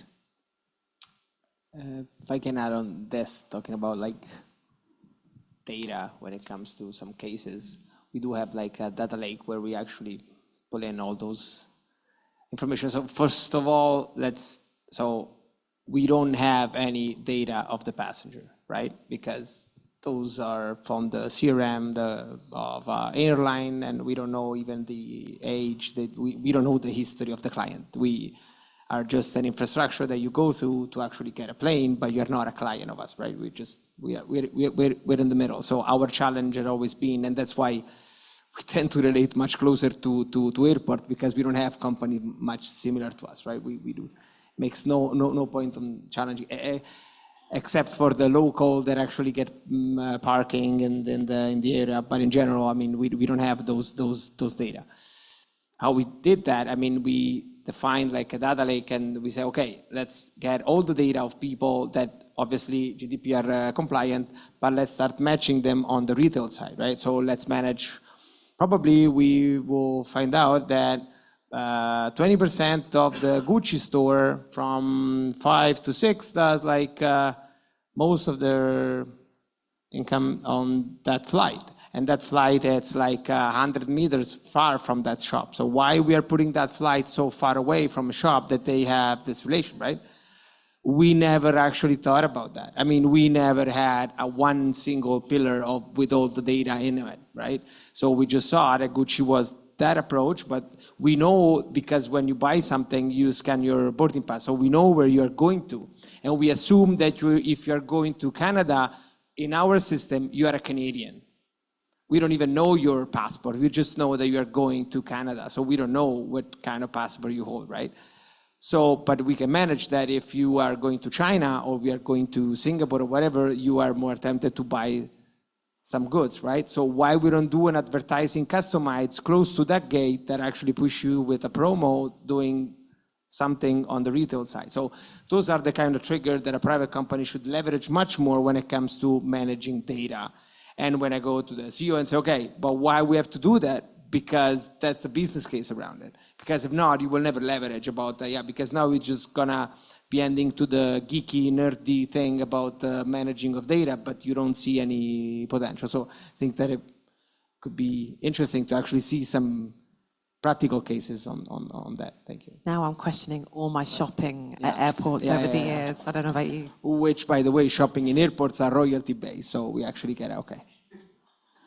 So if you go there and shop, we're more than happy about it. So yeah, Noted. talking about it, cent, yeah. That's the ROI of the president. Mark, do you have anything to add on that? No, I think those were comprehensive answers. I'm not a data policy expert in Canadian law, and AWS is a B2B business, so we rarely, if at all, deal with personally identifiable information. Obviously, we respect all applicable laws, but I think the question is again about the proper balance. I think back of Dave Naylor, that I'm sure many of you know in this room, who expressed just a huge amount of frustration about how difficult it was to access health data in order to be able to like train models on children's diseases, which obviously is something that everybody in the room would be like, yeah, we should be doing research on children's disease. Everybody agrees on that. And that the hoops, again, I'm not an expert, but that the hoops that they had to run through made it such that they just couldn't get those projects started in Canada, and we're partnering with US-based research universities to do those research projects. And that seems obviously wrong to everybody in this room. It's not to say that anybody had the wrong intention in legislating on these types of questions, but it just points to the importance of being able to be precise and have the right types of exceptions in place for these types of models that we want to build out. Thank you. This has been very insightful. I'm going to check if there's another question. Go ahead, and then we'll take a quick break.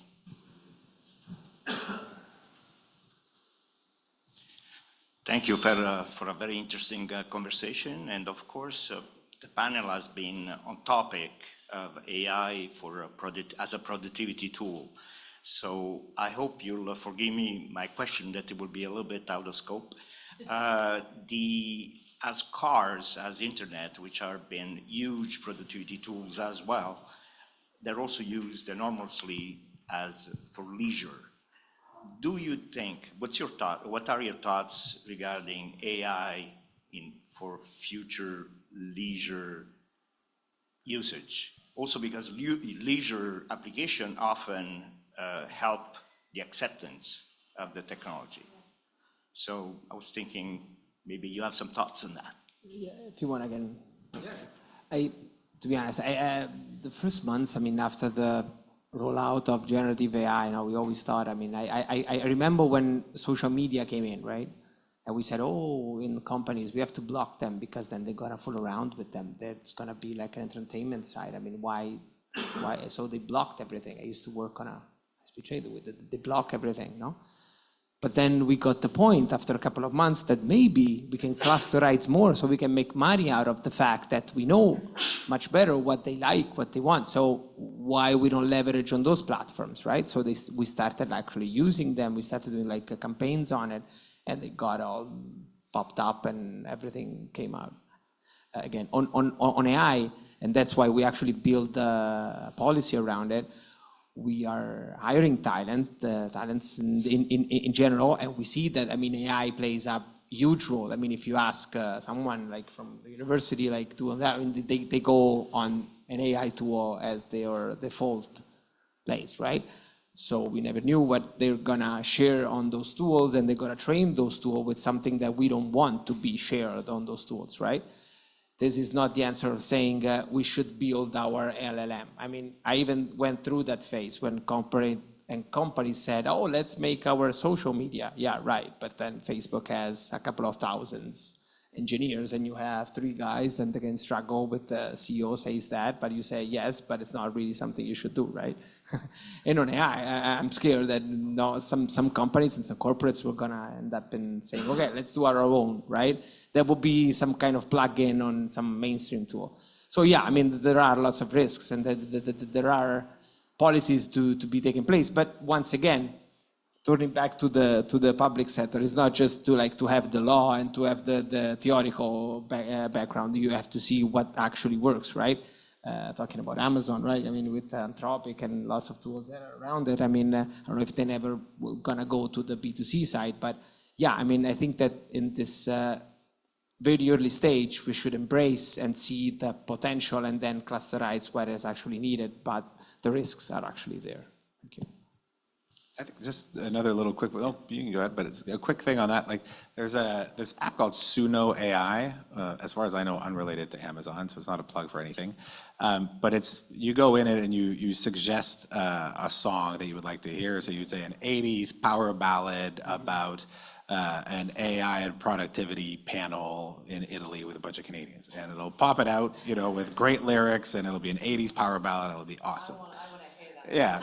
And I was playing around with it with a bunch of my neighbors, and everybody went home and everybody was playing around with it because it's fun and it's exciting. And they're like, oh, well, I found that when I was saying this, it didn't really put out what I wanted, and I changed what I said. And I was like, and I kind of realized that everybody was kind of slowly learning prompt engineering and figuring out how to actually work with an LLM, and that, you know, you have to exchange with it to eventually get it to where you want it, but in a gamified way, right?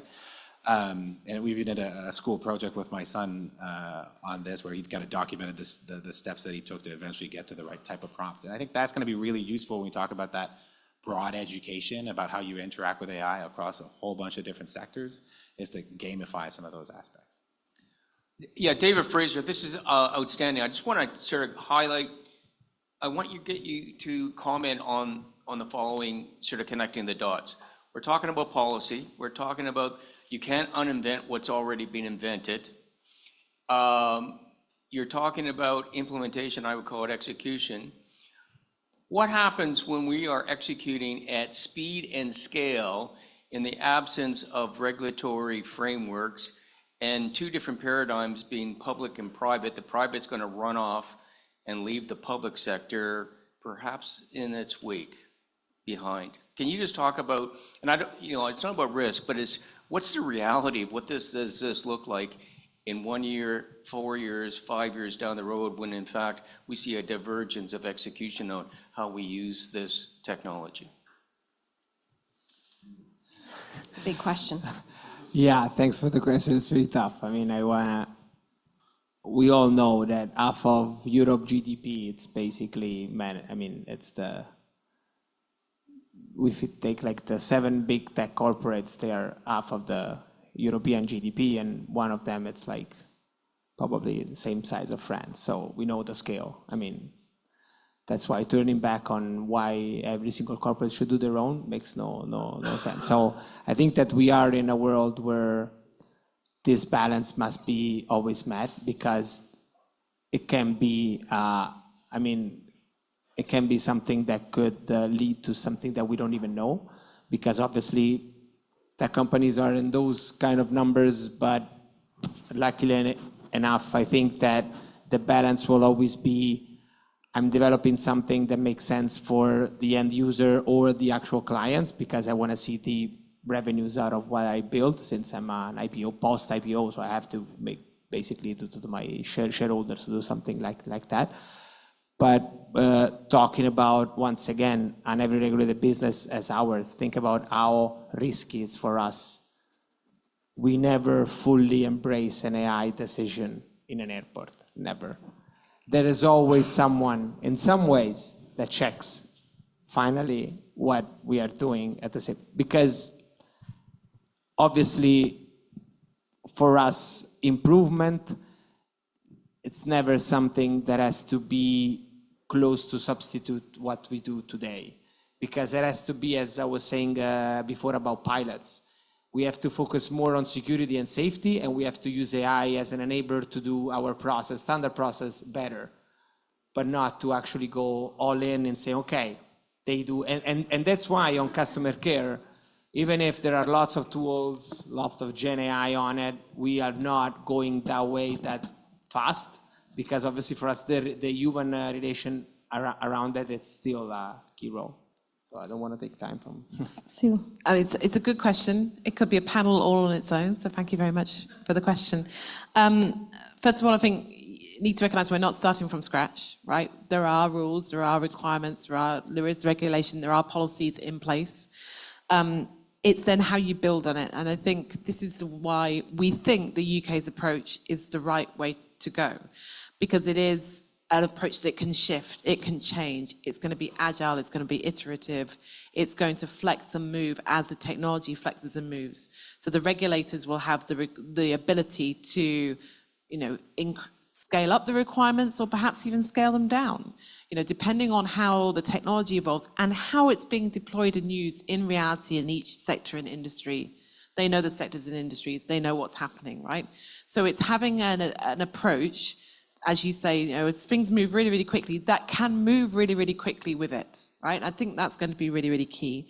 And the third thing I would say is regulation is not the only tool in the box, right? There are other, and regulation I'm never sitting here, and I would never sit on a panel and go, regulation is not what we need. Sometimes regulation is exactly what you need, but it's not the silver bullet, it's not the only answer.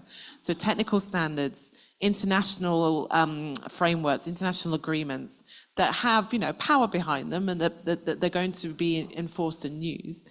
But also, within the public sector, they're in the UK looking at what are the rules, what are the requirements around procurement of these services. How do we get assurance right that what we are purchasing in the public sector and in the private sector does what it says it's going to do, and how do you back it up and how do you prove it? So it's back to those ethical principles, I hope that's not my phone, of transparency and explainability, So regulation has a place. I'm not going to say it doesn't. I think though it's good regulation rather than bad regulation, right? There's a difference. So we have to be careful about that. And I think an approach that allows you to shift and move and iterate as this technology shifts and moves and iterates is better than a bad approach that could potentially put a knee-jerk reaction that then prevents more innovation from happening, if that makes sense. I'm sure Mark has no thoughts on this. I have no thoughts. I have many thoughts. We're not, it's a lot to unpack in the question, but we're not where we were 3-4 years ago. There's a lot that's come out. As part of the follow-up of the EU AI Act and its implementation, there was the need to essentially put in place an entire standards framework to inform compliance to the EU AI Act. And then some standards that already exist, ISO 42001, for instance, on risk management frameworks. There's the NIST risk management framework. There's a lot that has come out and that is kind of being built with regards to the standards infrastructure that is going to inform kind of the right way to deploy technology. That didn't exist at all 3 years ago. Then there are many countries that have passed forms of AI regulation. There are many states and local entities that have passed forms of AI regulation. And then to Sue's point, the proof's going to be in the pudding as to how well those both do, one, protect us against the risks of AI, and two, do so in a narrow enough way to continue to spur on innovation in those spaces where we want there to be continued adoption of artificial intelligence. And I would echo her point of view in that I think having one central bill and one central approach that tries to manage all applications of artificial intelligence is a very challenging methodology. And I think we've seen that across other technologies. I think a decentralized approach where every department is responsible for its use cases and where you train up those departments to be very knowledgeable about the application of AI in their use cases, to me makes more sense. You have just more staff that you can pull in when you have that approach as well. And I think to applying existing laws with regards to AI and having the capacity and the understanding to be able to do so in your department is probably the first step to go. The other thing I'd say as a challenge is if some countries or jurisdictions come up with approaches that are not interoperable with other jurisdictions, then that is a very real problem with regards to both the supply and demand question that I talked about before. The supply side in the sense that it's going to be very hard for your local champions to export because they're going to have to re-engineer their solutions for the kind of global standard. It's going to be hard from the demand perspective. You're going to try to bring in companies and they're going to have to readjust to your specific set of standards.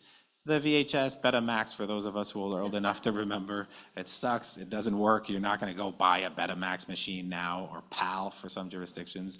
It's a very real question, and standards are one of the shortcuts to that interoperability. Have a knock-on effect on the safety issues as well, because things get lost between the cracks. Yeah, and then the last thing I'll say is that not every risk we manage in an ex-ante way. Right? There's many ways that we deal with, and you'd be better to talk about this than I am, David, but we deal with civil litigation, with other forms of control when those risks are not perceived to be of such a level that they would essentially, that they need to be controlled in an a priori manner.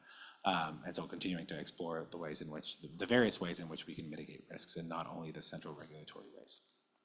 Well, thank you very much. We're going to wrap up panel one. I know that a lot of those themes will be picked up by Matthew Holmes, the next moderator, in terms of interoperability and so on. So we're going to take a quick 5-minute break. There is a bathroom on this floor. It's a bit of a maze down here, but if you get lost, I know the scenery is terrible, so be careful. And then after the second panel, we will have a reception, so please do stay with us if you can. We're also going to take a group picture. So yes, don't miss that one, by the pool. Yeah. Okay, thank you. So we'll be back in 5 minutes. Great pleasures. Thank you. We're going to get started now. One of the great pleasures of being the final panel is we're also the panel that decides when you get to have a drink. So with your cooperation, we'll continue from where we left off and move into the topic of interoperability and collaboration. So this panel is going further together. How can international cooperation advance national industrial strategy goals in AI? And I think I can speak for the room and say that last panel was quite engaging. On my trip home, will certainly be looking for the location of the Gucci store in relation to where my flight is departing from. With me, to my left, I have Pam Snively, the Chief Data and Trust Officer at TELUS. And I'll ask each of the panelists to say a bit more about their experience or their roles as it pertains to the topic at hand. I'm also joined by Josh Meltzer, the Senior Fellow Global Economy and Development Program at the Brookings Institution. Josh. And finally, Kevin Allison, President and Head of Research at Minerva Technology Policy Advisors. And Kevin, we're in Rome. Minerva is the ancient Roman goddess of trade, I believe, and strategy. So perhaps we'll start with you for this first question and get things rolling. So really, before we discuss collaboration, we need to acknowledge differences in approach, and especially as it relates to governance. And we heard a bit about that earlier in the session today. So I think we've all tracked this and seen that there's been a bit of a split between sector-specific or decentralized approaches, as you may have seen in the UK or the United States, versus a more horizontal or blanket approach that we've seen most recently, of course, in the EU AI Act. What are the steps, would you say, towards interoperability and bridging these or between these two approaches? I'd like to hear from you and then the rest of the panel. Sure, thanks. And thanks for the Minerva call out. So my company helps other companies navigate the geopolitics and policy of AI. And I chose Minerva as the namesake because she is the goddess, the Roman goddess of war, strategy, and technical handicraft. And so I felt that was a really fitting name for a company that's doing what we do. Just to step back on the international cooperation side, I think it's worth just saying at the outset, we're coming off of last year was an extraordinary 12 months of international cooperation on AI, where I think that certainly on the AI risk and safety side of the equation, the conversation really materially moved forward. We've moved from 4 or 5 years ago, a lot of talk about, well, we need to hammer out the principles and basic foundations for how safe and responsible AI could work. We've now moved into a new phase where countries are starting to put into place their national regulatory systems in some detail.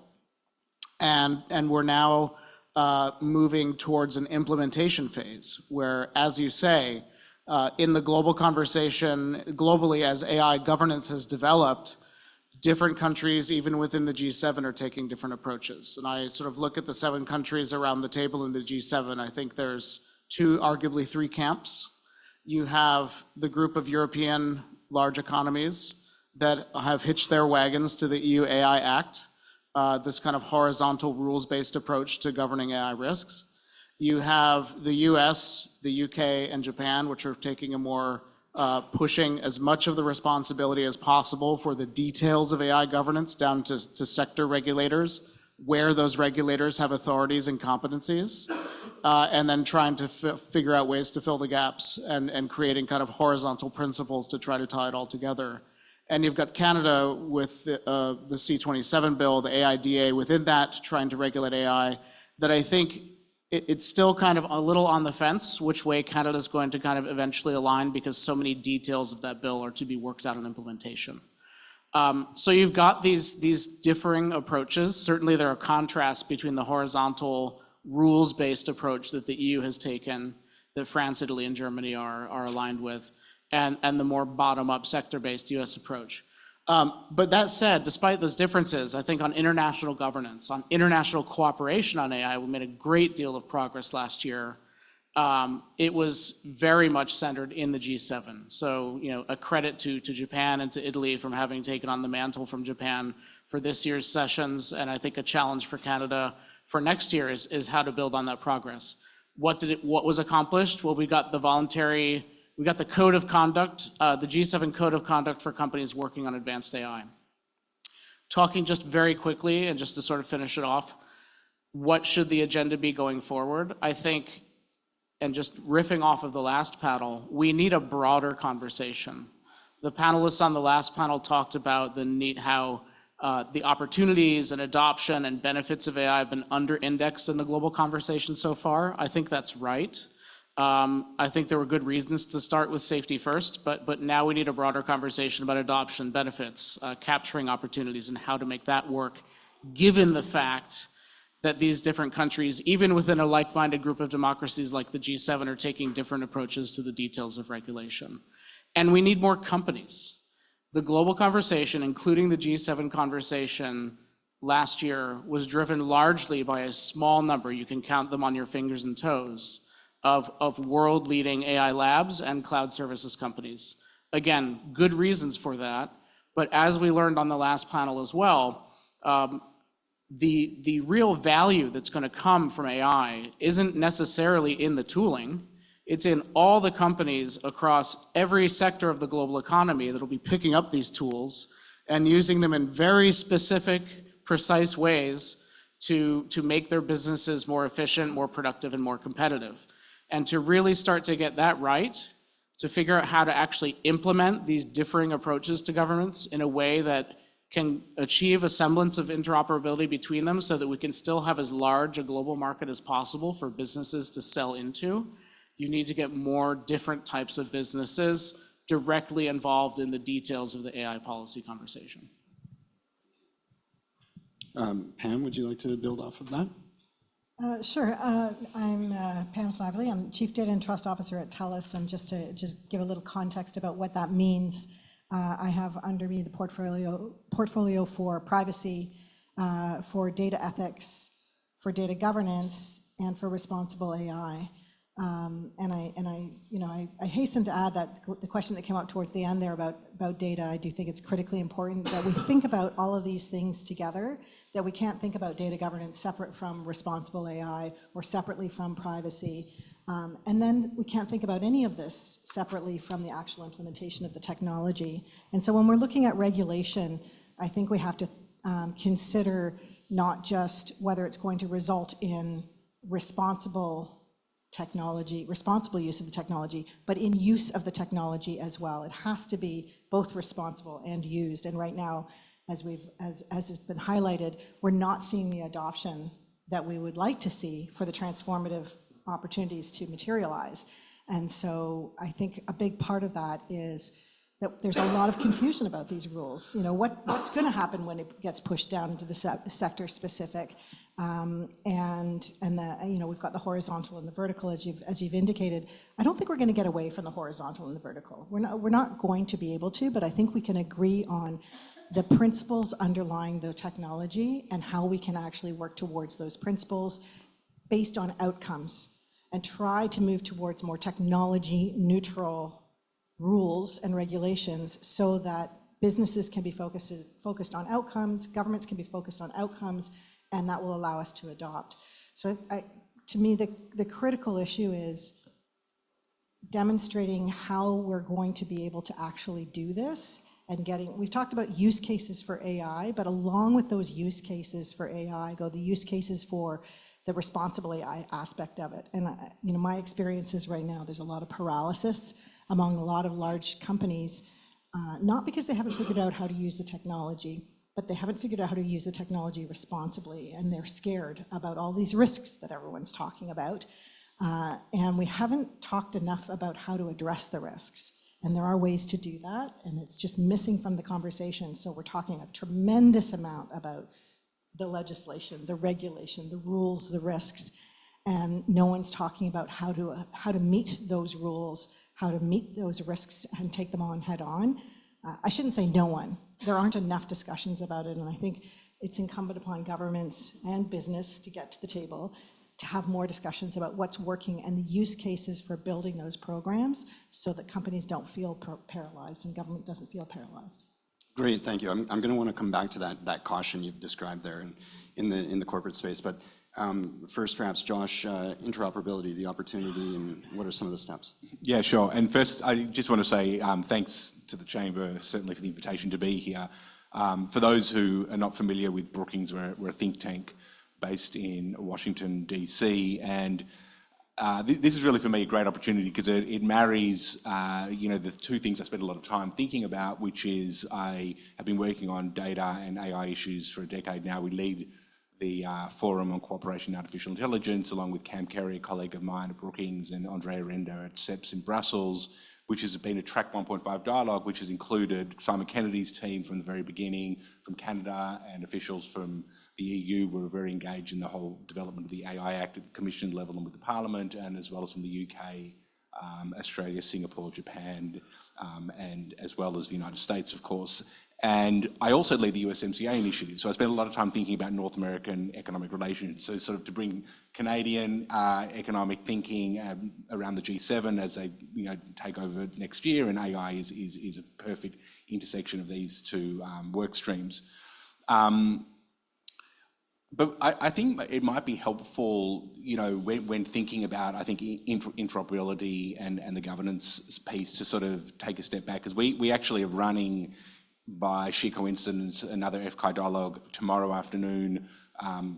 Rome time will be in the morning in Washington on actually this issue on the developing governance space, and we've got a lot of Canadian presentations to discuss the latest developments that are happening in Canada and elsewhere. But one of the things that we're trying to do is think through what makes AI different and what does that mean when one thinks about governance, because there's been quite a bit of work looking at various other iterations of technology, whether it's nuclear is a common one, but people talk about regulation of safety in the airline space, for instance, as trying to draw useful analogies around how we might think about building a governance architecture for AI, but it also reveals the differences that AI presents, I think, from a governance challenge, because you've got a technology which is on the one hand quite dual use in that it's got many civilian economic applications at the same time that it has military applications. That's similar to nuclear, but it's also general purpose technology, which we've been discussing. So it's got these very widespread kind of economic opportunity sides, which is quite unique to AI. It's very fast, it's very rapidly developing. So you clearly need a governance mechanism that can sort of keep a pace in order not to become outdated. And so particularly when you think about international governance frameworks, they tend not to be often iterative and rapid and innovative. They tend to be slower, and that's not necessarily, that can actually be a feature rather than a bug, but I think for the AI space, it is a new challenge. You've got concentration in some respects, so you've got, particularly for high-level foundational models, that are going to be important going forward. You've got only a few companies and governments that will develop them, but then you also have widespread diffusion through APIs, and other forms of AI are also widely available. So you have a mix of that, which has different governance challenges. And then you've clearly got sort of the geopolitical overlay, which is the deep US-China, and I'd like to call it West China, geopolitical competition tensions around technology and what that will mean for governance as well going forward. So, I think when you think about that, clearly you're going to need a approach to governance when you think about this internationally. I think this is true domestically, but certainly internationally, that will have to take into account all these different elements.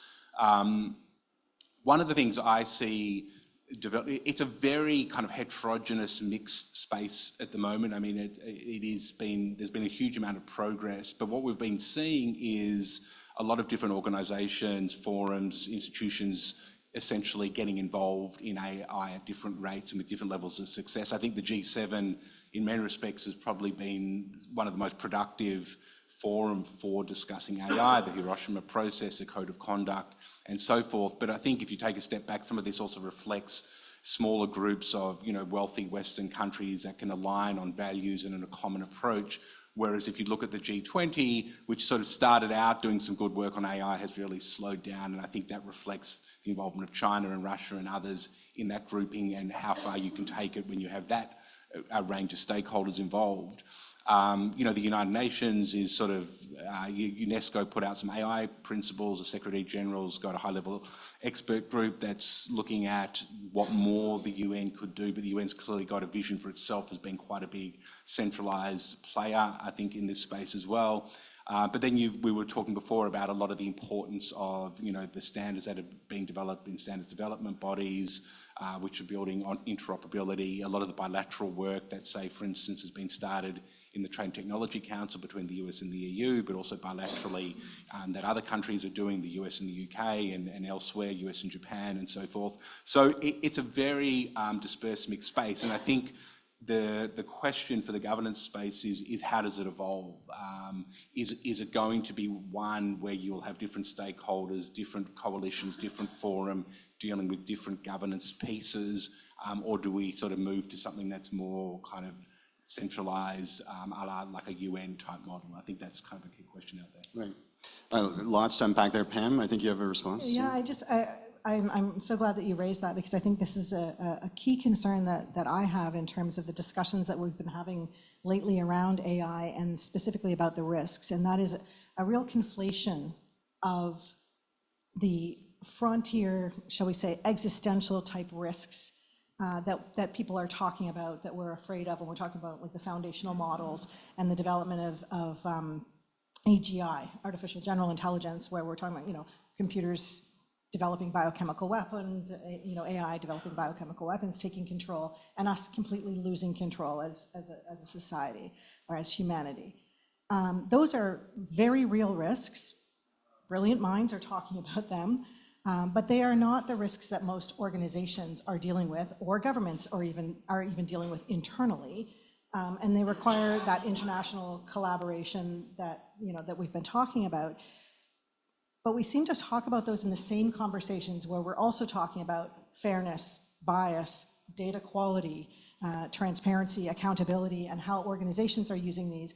And I think we need almost a new lexicon where we talk about these as different risks, and we have a different approach to that, because I think conflating them all together and saying the same people should be talking internationally about all of these things is never going to work.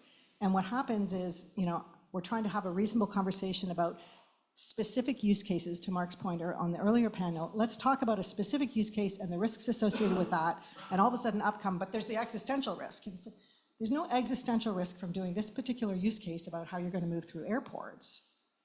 We're talking about foundational models and completely progressing the development of AI when we're talking about existential risk. And so these two conversations shouldn't be together, but they are very often raised together. And I think it's really important that we start talking about those and defining them very, very differently. This is a great point. Let's dig into that a little bit more. So we've heard a lot in the previous panel and speakers around this sort of dichotomy between protection or risk mitigation and innovation. So, and I think Mark was almost channeling some Monty Python there with his risk. It's the new spam. So, the caution that we're seeing in the private sector and in government too, I'd say, how do we get beyond that? How do we make the risk of the mundane less risky? How do we make this real and everyday? How do we make it familiar for people and for companies? So are there any use cases, any examples, recent innovations that you're aware of where, Pam, you've seen this put into action, whether within your own company or adjacent? Yeah, absolutely. So we've been at TELUS, we've been very, very active in AI generally, and then particularly since November 30th, 2022. And we have a very strong internal imperative to leverage this technology and to leverage it responsibly. And we really have made sure that we've done those two things lockstep. And as soon as ChatGPT came out, for example, we developed what we call kind of a walled garden internally for TELUS to have our own LLM model, not that we built, we're not the foundational model, but using LLM model and then putting guardrails in place and making it available to all of our employees, all of our team members, to make use of in a way that was safe for the organization, protected privacy, protected IP, trade secrets, et cetera. And then a big part of it was a very strong cultural transformation within the organization. And we haven't talked a lot about that, but there's got to be a cultural transformation generally for society to learn how to use this, to become more data literate, to become more technology literate, as this technology is suddenly available to everyone. And that is what's really different here. You think how hard organizations work when they think we're gonna roll out the next version of WordPerfect. I still remember that. And there'd be a whole organizational plan around how to roll out a new piece of technology that just had a few new features, and recognizing that suddenly 50,000 employees in a large organization are gonna have to figure out how to use this. And overnight, massively powerful technology became available to everybody in every organization all at once, with no rules, no planning, nothing. So that requires organizations to move very, very quickly to develop the right culture within your organization to be brave. You used the word brave earlier, Sue. To be brave, but to be aware that not too much bravery is required, because we have the controls and the guardrails in place. And so be brave in terms of, I might look like an idiot if I suggest that maybe the tool could help with this, that Gen AI can help with this, or I might end up looking like a hero on my team. Who knows? But I'm going to be brave and try and just experiment. And so that's what we did. We ended up using a tremendous amount internally first. And one of the things that we did very early on was we took all of our support material for our agents that take calls from the public. So large telco, lots of call center agents. They have an internal tool that they look at to answer all the questions that might come from someone who calls in. Tremendous amount of historical information in there about all of our phone plans, all of the different services that we offer, and all of the answers to any questions that a customer might ask. And what we did is we first took all of that and put it into Gen AI model and allowed our agents to be able to use it. But we still had that human being there. The agent is using it. They're getting the answer faster, but then they're able to provide that answer back to the customer, but they're able to assess whether or not it makes sense. Interesting piece there was we instantly realized when we had outdated information in there was a lot more attention paid to it. So this focus on data and data governance was really important. But huge productivity difference, massive productivity difference just from that first use case that was made in the first month that this came out. So then we started working on how do we do this externally?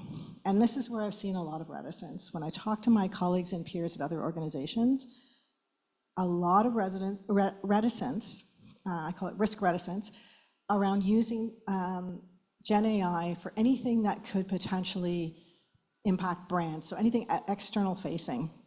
And that's because they don't feel that they have the controls in place, the guardrails in place to deal with the issues of responsible AI. And once they have that program, so we worked really hard on the program and having our responsible AI program grow and iterate in as agile a form as the technology is growing and iterating. Once we were able to do that, then recently we just actually announced in the last week, I think it is, our customer-facing Gen AI tool that's like a chatbot, but it's Gen AI driven rather than us having to program every answer in. So stay tuned. It's working well. We tested it for a long time, soft launching. And we did a tremendous amount of responsible AI testing as well, which we'll talk about that a little bit more, but that's someone else to talk through it. And that's fully customer facing now? It's fully customer facing. So, Wow. it is absolutely doable, but it requires that cultural transformation, that sort of data culture, technology culture, as well as, having the rules in place and that really strong governance process, so that even our own team members, they were concerned about us publishing this and making it and putting it out there and being public, because they wanted to make sure the brand was protected. So interestingly, my office got a lot of questions from our own team, like, are you sure this is okay, Pam?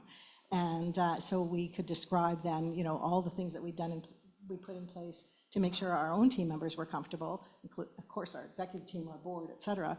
But that's a big part of being able to launch these things, is knowing that everyone is feeling that we've done it right. And Sue said earlier, like, how do we do this right? We want to get it right. And I think that's another opportunity where organizations, government, and nations can be sharing more information about what good looks like. Right. And I mean, reputational risk is fundamental for so many companies and even governments, I'd say. And Kevin, you do a lot of advising. How can we ensure there's that environment for experimentation or innovation that also provides the reassurances to try this out, to test it out, to implement? I'm really glad you asked that question, because when Pam was talking, that's exactly what I was thinking, is what you are saying, Pam, shows to get adoption and to address risks, we need to experiment. There needs to be space, policy space, there needs to be space in the C-suite and the boardroom and in the institutional sort of structure of companies to allow for this kind of experimentation. That idea that companies are looking at what they can do internally and are much more cautious about anything facing customers or consumers is something else I've seen in the banking sector, where banks, we were talking in the last panel about who's at the cutting edge of adoption today. Banks are definitely there, the financial services sector. I think for very easy to understand reasons, they see a lot of opportunities around AI. But at a symposium on AI and banking that I attended late last year, all of the big global banks, every single one of them was saying, we are like at least 12 months out from rolling out any kind of generative AI use cases in client or customer-facing contexts. They were much more focused on figuring it out for their back office and for other internal operations first.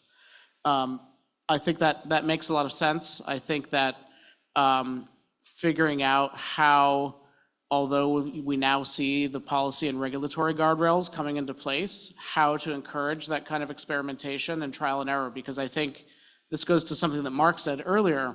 If your whole strategy is to solve problems ex ante, you're not going to get the AI benefit that you want.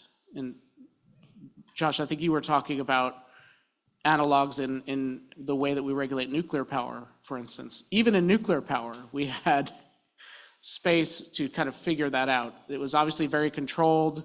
Bad things have happened, right? You assume some risk when you're rolling out a new technology and you respond. There needs to be this ability to kind of go back and forth. I think if I were thinking about places, just going back to our earlier question about governmental cooperation, I think there's a few areas where governments specifically can cooperate in ways to try to foster a little bit better space here. The first, international standards. So really working to figure out how to define the role of international standards, technical standards for AI in national or regional regulatory strategies. The second is in encouraging dialogue between different sector regulators, not just companies in a specific sector, but the regulators within different countries that are responsible for medical devices, which is a field I've done a little bit of research on. The airspace regulators in different countries, getting those groups together to really talk about common challenges. And then I think another really important thing for resolving trust and risk and sort of a willingness to experiment is to really get together, certainly within the G7 and potentially in a wider group, although that's difficult, as Josh mentioned, to really figure out what should government policies to address very concrete national security or more catastrophic risks look like. And I would actually challenge something that Pam said earlier on the existential risk, where you said it's clearly a big risk and something we need to worry about. I'm actually rather skeptical of the whole existential risk argument. I think it's an example of sort of policy thinking that starts from thought experiments and extrapolations that's kind of fed by decades of tropes we have from science fiction, and that there's actually very little empirical evidence. It's not to say, again, not to be flippant, not to completely dismiss it, but I think that focusing, at least in the short term, on the more concrete risks, like AI and cybersecurity, AI and biosecurity, and AI and disinformation, which are the three very concrete risks that certainly in the US are driving a lot of the national security discussion about AI policy, would be a more constructive starting point. If governments in the G7 or in other groupings can get together and say, what is a kind of measured and sensible set of policies we can have around these very concrete risks that we care a lot about and that could be very bad, that would be making progress and would leave room for a lot of other things that don't fall into those categories for more experimentation, more trying things out, making your small mistakes that don't have catastrophic consequences, and moving forward with better products and better governance. Right. I want to move on next to those sort of international fora and maybe on something that Josh had mentioned a moment ago. But first, Kevin, something you just said about implementation or execution in the back of house, like in those sort of efficiencies, which made me think of the overall theme for today, because productivity has always been about introducing new tools for those efficiencies at the existing work level. It's not about necessarily entire new sectors. It's about making existing sectors use new tools in new ways that make their work that much easier. And so I think that's a really interesting point that sort of comes back to the theme of today's session. So thanks for raising that, and interesting to hear that so many of the first movers are looking there, and in the TELUS example as well, started there before moving to the customer facing. Well, I think I was saying, we were talking earlier, and I was saying that one of the initial directions to our team members, once we made available this kind of walled garden LLM to all of them, was think about the most boring or repetitive part of your job, and then figure out how AI could help you with that. And for some of them, it was very basic, very mundane. We're not talking anything existential at all. But we've seen that grow over time, where people get a little braver or a little bit more knowledgeable about the technology. And so it went from I'm using it to just help me write the first draft of this email, to much more advanced work, and then we allowed them to bring proposals instead of them figuring it out themselves, because we can't all use it in the most advanced way, to bring proposals to our internal Gen AI board to say, I think this could work, and this is where this is the business case for doing it. And if the Gen AI board sees a good business case, they're looking at all of the things going on across the organization, seeing them all, then it will provide the funding and the time to make that happen. And so we're seeing a lot of experimentation at that level. But it does start with that mundane and trying to figure out what are the things that AI can do for us. And I do want to address, I'm not thinking that we should be focused on, we all should be focused on. I think what I was trying to say, and I think I didn't say clearly, is there has to be some people who are focused on the existential risk, I think. I don't know, because I'm neither a science fiction fan nor a key AI developer, but I'm going to listen to like Joshua Benjo, and if he's telling us that we should be focused on this, I'm going to let him and the likes of him focus on it. But I do think you're right. Like government and policy needs to be focused on these more immediate risks that are sitting in front of us, that are more akin to the types of risks that the internet first posed for us, and that we didn't get right the first time around with the internet. So. Okay. Quick response. Yeah, Kevin. just really quick interjection there. I think we're in violent agreement on that existential part. One of the interesting things, last week in San Francisco, I was just convening a discussion on AI and national security, where we were asking people about generative AI and cybersecurity risks. And again, back to the point that a lot of this AI revolution is going to be mundane. I asked, is generative AI really, do you see it? And we're asking real deep experts on this. Do you see it as changing the game for cybersecurity, because it's going to allow attackers just to automate writing malicious code and doing cyber attacks? And they said, no. What we really think it will do, yes, it will do that. But what we really think it will do even more is help with some of the more mundane aspects of cyber defense, like analyzing what people are talking about in foreign language darknet chat rooms about exploits. or detecting when you're sensing a pattern that looks like an intrusion into your system. And again, like this isn't even in the mundane use cases where you don't want regulators involved at all. This is actually like a pretty pointy, pretty serious, risky area where if you're not, as a government, encouraging adoption on cyber defense, then you're really missing the opportunity. You're potentially even sabotaging your own national defense, because if your private sector and your government agencies are not able to really lean into using these tools for cyber defense, then you're just kind of leaving the playing field open to the bad guys. Right. I want to bring you back into this, Josh. Something you mentioned earlier around the diversity of players, the international tables, some perhaps more effective than others in convening and bringing some of these issues to the fore. Ambassador Goldberg also spoke of GPAI. Of course, we have the B7 and G7 Hiroshima meetings, but what are you seeing there? Is it too confused and too diffuse a space? Do we have the right level of ambition?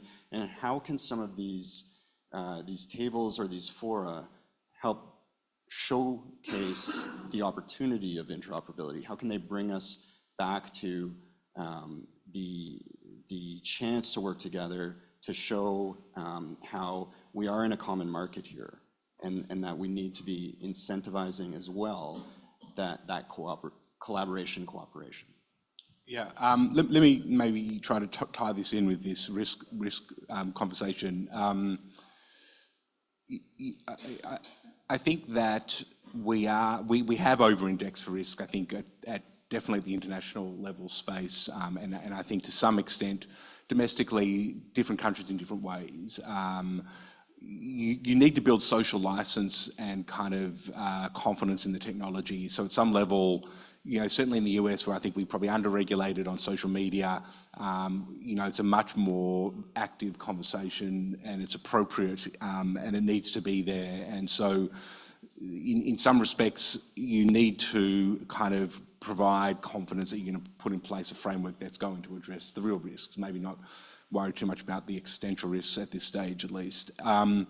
The foundational pieces, which has been the shiny new object over the last sort of 18 months or so, has also, I think, appropriately drawn some government attention. It sort of almost derailed the process in the EU around the AI Act.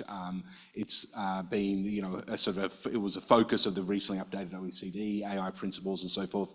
And it's important from a policy perspective, but I think, again, it can be a little distracting at times, because it can miss out on how our sort of businesses and governments going to be actually implementing a lot of the AI, which will be, a lot of kind of business to business type of work, and will be kind of less risky and more about operational issues and how do you implement, and how do you have the skills, and how do you have the infrastructure access and the capital to finance and so forth. And these probably need a lot more attention, I think, in this space. In terms of the evolution, what also we're seeing, and this is, I think, a positive development, is that the international conversation has sort of been developing in parallel with domestic approaches. So we've seen legislation, obviously regulation, like in the EU, but it's been a lot more governments identifying their AI policies, their AI strategies, leaning into principles to guide regulators, but not actually legislating and so forth. And at this stage, it's a fairly fluid space, I think, still domestically. I think governments are sort of moving forward, but they are not wanting to move too fast, because they're aware that this is a very rapidly evolving space, and they don't want to, it's still an early stage technology in many respects, and so they don't want to get ahead of the technology. They realise there's an international conversation taking place that should also guide what happens domestically. So you see this, for instance, where you had the voluntary AI commitments coming out of the White House, in June, July last year, which sort of became, the building blocks for the OECD AI Code of Conduct. So you actually saw this kind of bottom-up process actually percolating up to the international space. We see with this development now with AI institutes following the Bletchley Park conversations. So the UK's got one, the US has now got one, the EU's got an AI office, Canada's kind of got one, Japan, Korea, and so forth. So and we have now MOUs and various forms of cooperation being developed. So you have these actually domestic focused bodies which are cooperating amongst each other. So what we see, one of the evolutions I think of this space is we're going to have a networked kind of iterative approach where you'll have different forum with different stakeholders addressing specific issues. So it seems to me, for instance, when you think about foundational AI models and safety, you don't need everyone in the room for that, right? Not everyone's got a foundational model. There are various choke points in that supply chain. You can actually make progress with a fewer number of countries and private sector players. When you think about the development and access piece, you probably do want a broader conversation, right? This is going to be about the developing world as much as the developed world. So, you can imagine a fairly loosely knit but networked approach to AI governance developing where you've got different stakeholders in different forms addressing it. I mean, I think there's a counter narrative out there that we should have a new international organization, maybe it's the UN or something else. I'm personally quite skeptical that this would be appropriate, but that's still part of the conversation. Okay, well, in the interest of time, Josh, while you have the microphone, perhaps, we discussed the Japanese presidency of the G7, the Italian presidency, making AI a major cross-cutting theme.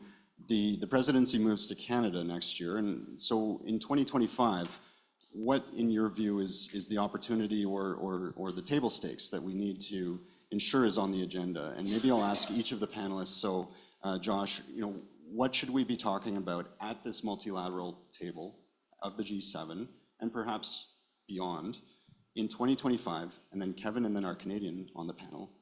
Pam, you can close. For full disclosure, we did workshop this a small amount, and so we may have we may be aligning on some of these conversations, but no. So I think there's a number of them. I think the productivity piece, which is the title of this panel, in many respects, would be, I think, a really useful place for Canada to pick up because I think that Canada brings a pragmatism to this, which I think can really ground the AI use cases in how small businesses actually can take this up and what do we need for this to actually happen. So I think sort of setting, this would be it's not going to get solved next year, but I think really kind of making that a key agenda point for the G7 around small businesses, skills development, and what's the international cooperation piece, their access. The other piece is access to AI compute, following what Canada's been doing now around that. That's clearly going to be very important, not only for small businesses, but there's a huge development kind of piece here, right? Like the SDGs are increasingly going to recognise as being, not necessarily hinged on AI access, but that will be an important part of whether or not we achieve them, and getting access to compute and skills and so forth will matter for a lot of the world. And so, how do we think about that? And the other piece, which we did sort of touch on, which is the energy consumption piece around AI as well. Kevin? Yeah, just kind of maybe emphasizing or re-emphasizing what Josh just said about energy. I think that's a really critical issue that ultimately does affect AI adoption and AI productivity if we can't find the energy sources that we need to power the data centers that we need and other compute infrastructure we need to do training and inference. And I think you can see now, it's all over the headlines now, companies talking about this issue a lot more openly. And I think Canada would be in an interesting position to advance that in a G7 agenda next year. I think data is also important. One of the trends that's been happening, certainly on the kind of frontier LLM side, is that these large model developers have effectively fed the entire internet and all the books into these models. And there's a big question about where does the next data come from?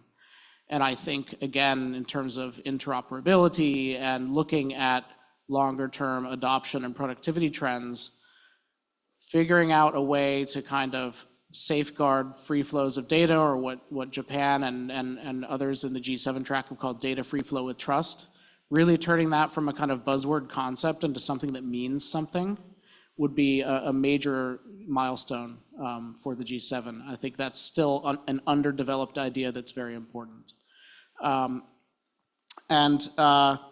Yeah, well, let me just stop there for the sake of time. Throw it over to Pam. Okay, some great agenda items, and Pam, I'm sure you have a couple more to add. Yeah, it wasn't on my list, but I do have to just amplify that data comment. I think that's absolutely brilliant, and I think it absolutely should be there. Just given what we've heard today, I think it would be great to, if, again, carrying on that productivity theme, have an opportunity for the G7 to share what's working for them. I think there is still a dearth of information about, what does good look like.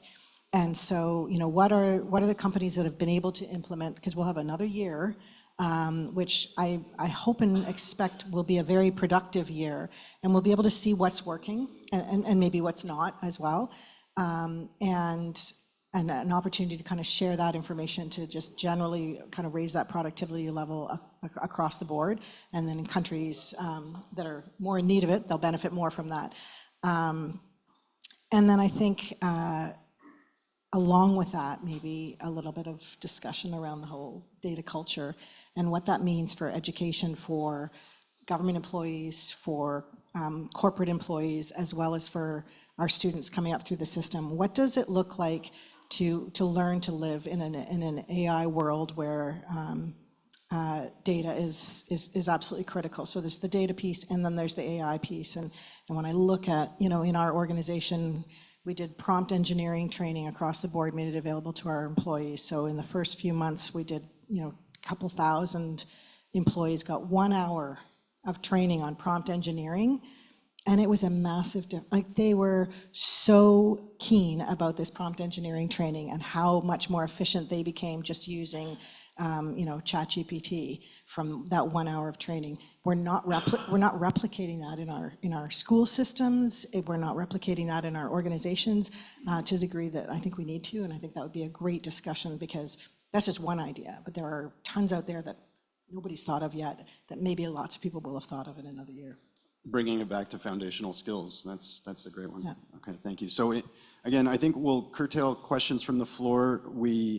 I think I speak for the panelists, so we have a reception ahead of us after a couple of closing speakers, and so I'm sure that they'll be more than happy to get into a conversation with you and any questions you have. But join me, please, in thanking this excellent panel.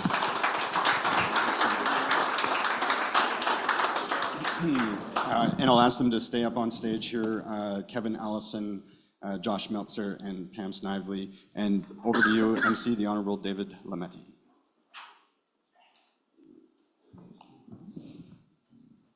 Just before my final comments, I've been asked to provide some final comments at the end. I'm going to ask Scott Bradley to come up from Open Text to give us some brief remarks. I have to say, I thought I was actually speaking after David, and I had my closing remarks all set up, because I thought my job was to make sure everyone knew where they were going afterwards. So I'll close, then you can double close. Repetition's key. Sorry? Repetition's always key. Perfect. I'll be very brief, but my job is to thank everyone here today. And first of all, I would like to thank our sponsors and thank the Canadian Chamber. When I look at our other sponsors that are here with us. Oh, by the way, my name is Scott Bradley. I'm the Director of Global Government Relations for OpenText. Thank you and welcome. When you look at all three of AWS, OpenText, and TELUS, what's fascinating is all of us are actually founded in the early 90s. And I think the AWS story is very well known, perhaps the most innovative company in the world. For those of us who are familiar in Canada with TELUS, TELUS has done an amazing job of transforming their company over 35 years. And I think if you're familiar with TELUS commercials, when I look forward to the day of building trust in AI, when TELUS has cute hippos talking about AI and building trust. So I know that day is coming, Pam, with a TELUS AI hippo commercial. It'll be great. Canadians will love it, and they'll feel much more confident about using AI. Lots of discussions about which animal best represents AI, so. Yeah. We're waiting for it. In our case with OpenText, we're an information management company, and we've been doing information management for over 30 years now, and born of a Waterloo engineering project with our engineering or computer science team to digitize the Oxford English Dictionary. There's nothing super sexy about being an information management company, is the reality of our business. But I have to say, to Sue's words today, getting data right, that's a pretty good summary of what, in fact, we do at OpenText. So I have to say that I'm a little excited that maybe finally we could be starting to do something sexy at OpenText and getting data right. It's what we do. And I have to say a catalyst for getting us here was, and the ambassador, I'm not sure if the ambassador's still in the room, but she referenced earlier the Canadian Generative AI Code of Conduct. We were very proud to be one of the first signatories to that Code of Conduct, and that's become a catalyst for us as an organization in terms of our getting more engaged in the policy debate around AI, not only in Canada, but in our markets that we operate globally. We have 25,000 employees around the world, extremely proud of the global footprint that we now have as Canada's largest software company, and it's really been an opportunity for us to be engaged. And to this, I'd like to thank the Chamber of Commerce. Matthew, what a fantastic job this week and the days to come. Perrin, certainly for your vision in terms of recognizing the opportunities to B7. But I also really want to thank Catherine Fortin-Lefebvre. Catherine pitched us a number of months ago about getting involved with the B7, with the Chamber, and really, I think, shared the vision that all of the Chamber has in recognizing the opportunity for Canada next year in hosting the G7, in carrying forward what started last year, the Hiroshima process, what Italy has done a wonderful job doing this year in carrying forward that momentum with AI, and the discussions of the G7 this year and the communique that we will see being released on Friday.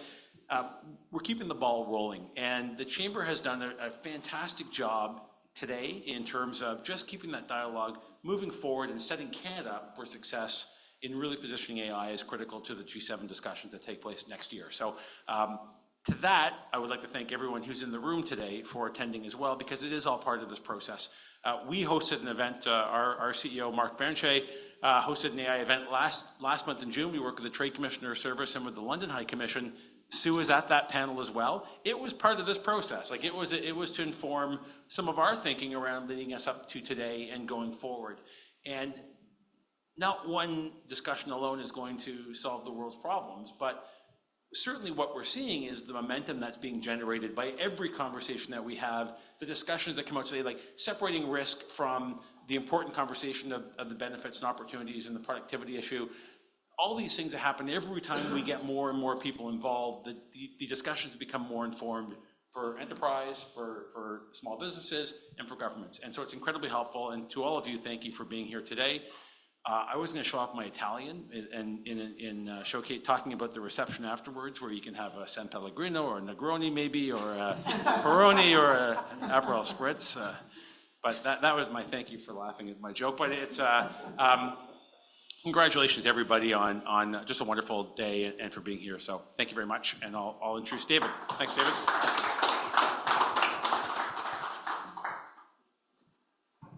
Thank you, Scott. I know it's a cliche, but I stand between you and some drinks, so I'll keep this brief. First of all, I echo the thanks to Perrin, Chamber of Commerce, to Catherine and Matt and the organizers. Also thank the panelists, two really, really good panelists. I think we all learned a lot today, so to each and every one of the panelists, thank you. Voglio anche ringraziare coloro che ci hanno aiutato con la tecnologia oggi, grazie. Grazie a tutta la squadra del luogo. Grazie molto a voi tutti. And again, thanks to all of you for participating here today. Just try to tie together some closing thoughts based on what we've heard. There are risks, yes, there are risks, but we aren't going anywhere. We have to deal with this technology. We have to manage this technology. And yes, let's begin a conversation, or let's continue a conversation on the benefits of this technology. Wherever you stand on the idea of risk, existential versus use, we can focus on the use risks, the concrete steps that we have to take in order to make this technology better. You mentioned AI, cyber, biomaterials, other sorts of risks. We can manage that. And let me give you a parallel. We have to, I think, understand huge risk of climate change, and there is an existential threat there. But a number of people are telling us that the way to solve it is in day-to-day practical steps that individuals, companies, governments can take in order to mitigate that risk. Obviously, that leads us into governance discussions and the best way to govern, whether it be horizontal or sectoral. whether it be ex ante or ex post, whether it involves laws, regulations, or standards. All of those are going to be part of the mix, and we don't need to pronounce on that today, and we need to learn from our experiences moving forward, especially if we focus on use and we move forward. But regulators do need to talk. A number of you have raised that point. That sounds critically important, and it will be important in practice. And certain institutions do work, like the G7, B7, in helping us to advance these kinds of discussions. When we talk about governance, yes, we talk about AI, we talk about mitigating risk, but we also have to talk about data.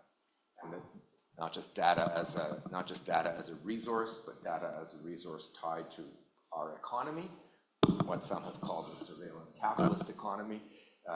Call it what you want, but data is critically important and absolutely necessary for artificial intelligence, whether they be general models or more specific models to move forward. I think there's a common consensus we need to build an ecosystem that's built on trust, built on protecting the environment, built on governments investing in compute in order to have access to give access to the kinds of resources necessary to develop AI systems, small and large.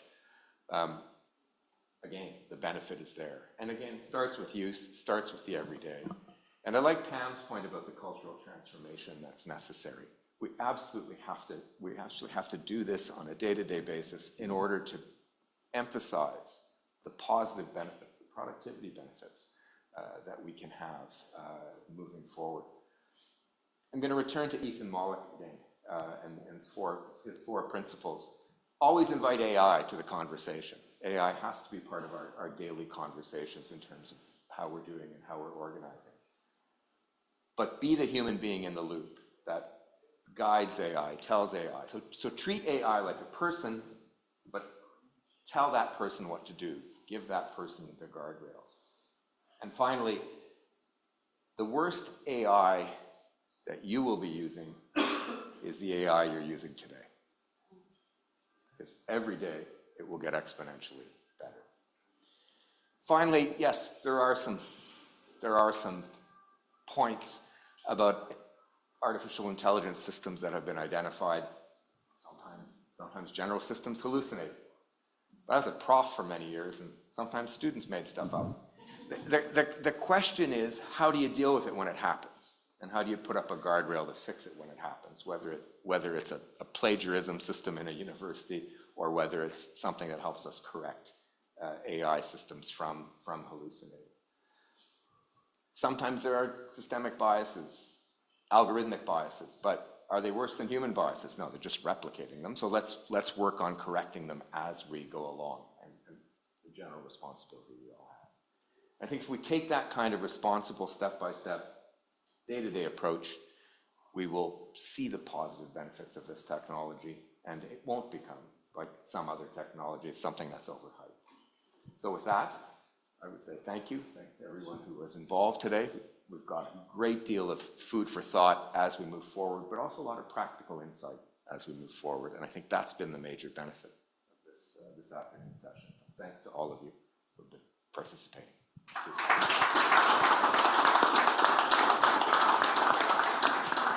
There is a reception. It is in the adjacent building. You can either go outside and walk. It's probably the easiest way is to go outside and walk across. You'll see a glass encased space. And first, we're taking a photo. Where are we taking the photo? Just in front of the glass. Okay, so let's move over to that space, and then we'll get our photo there. Thank you.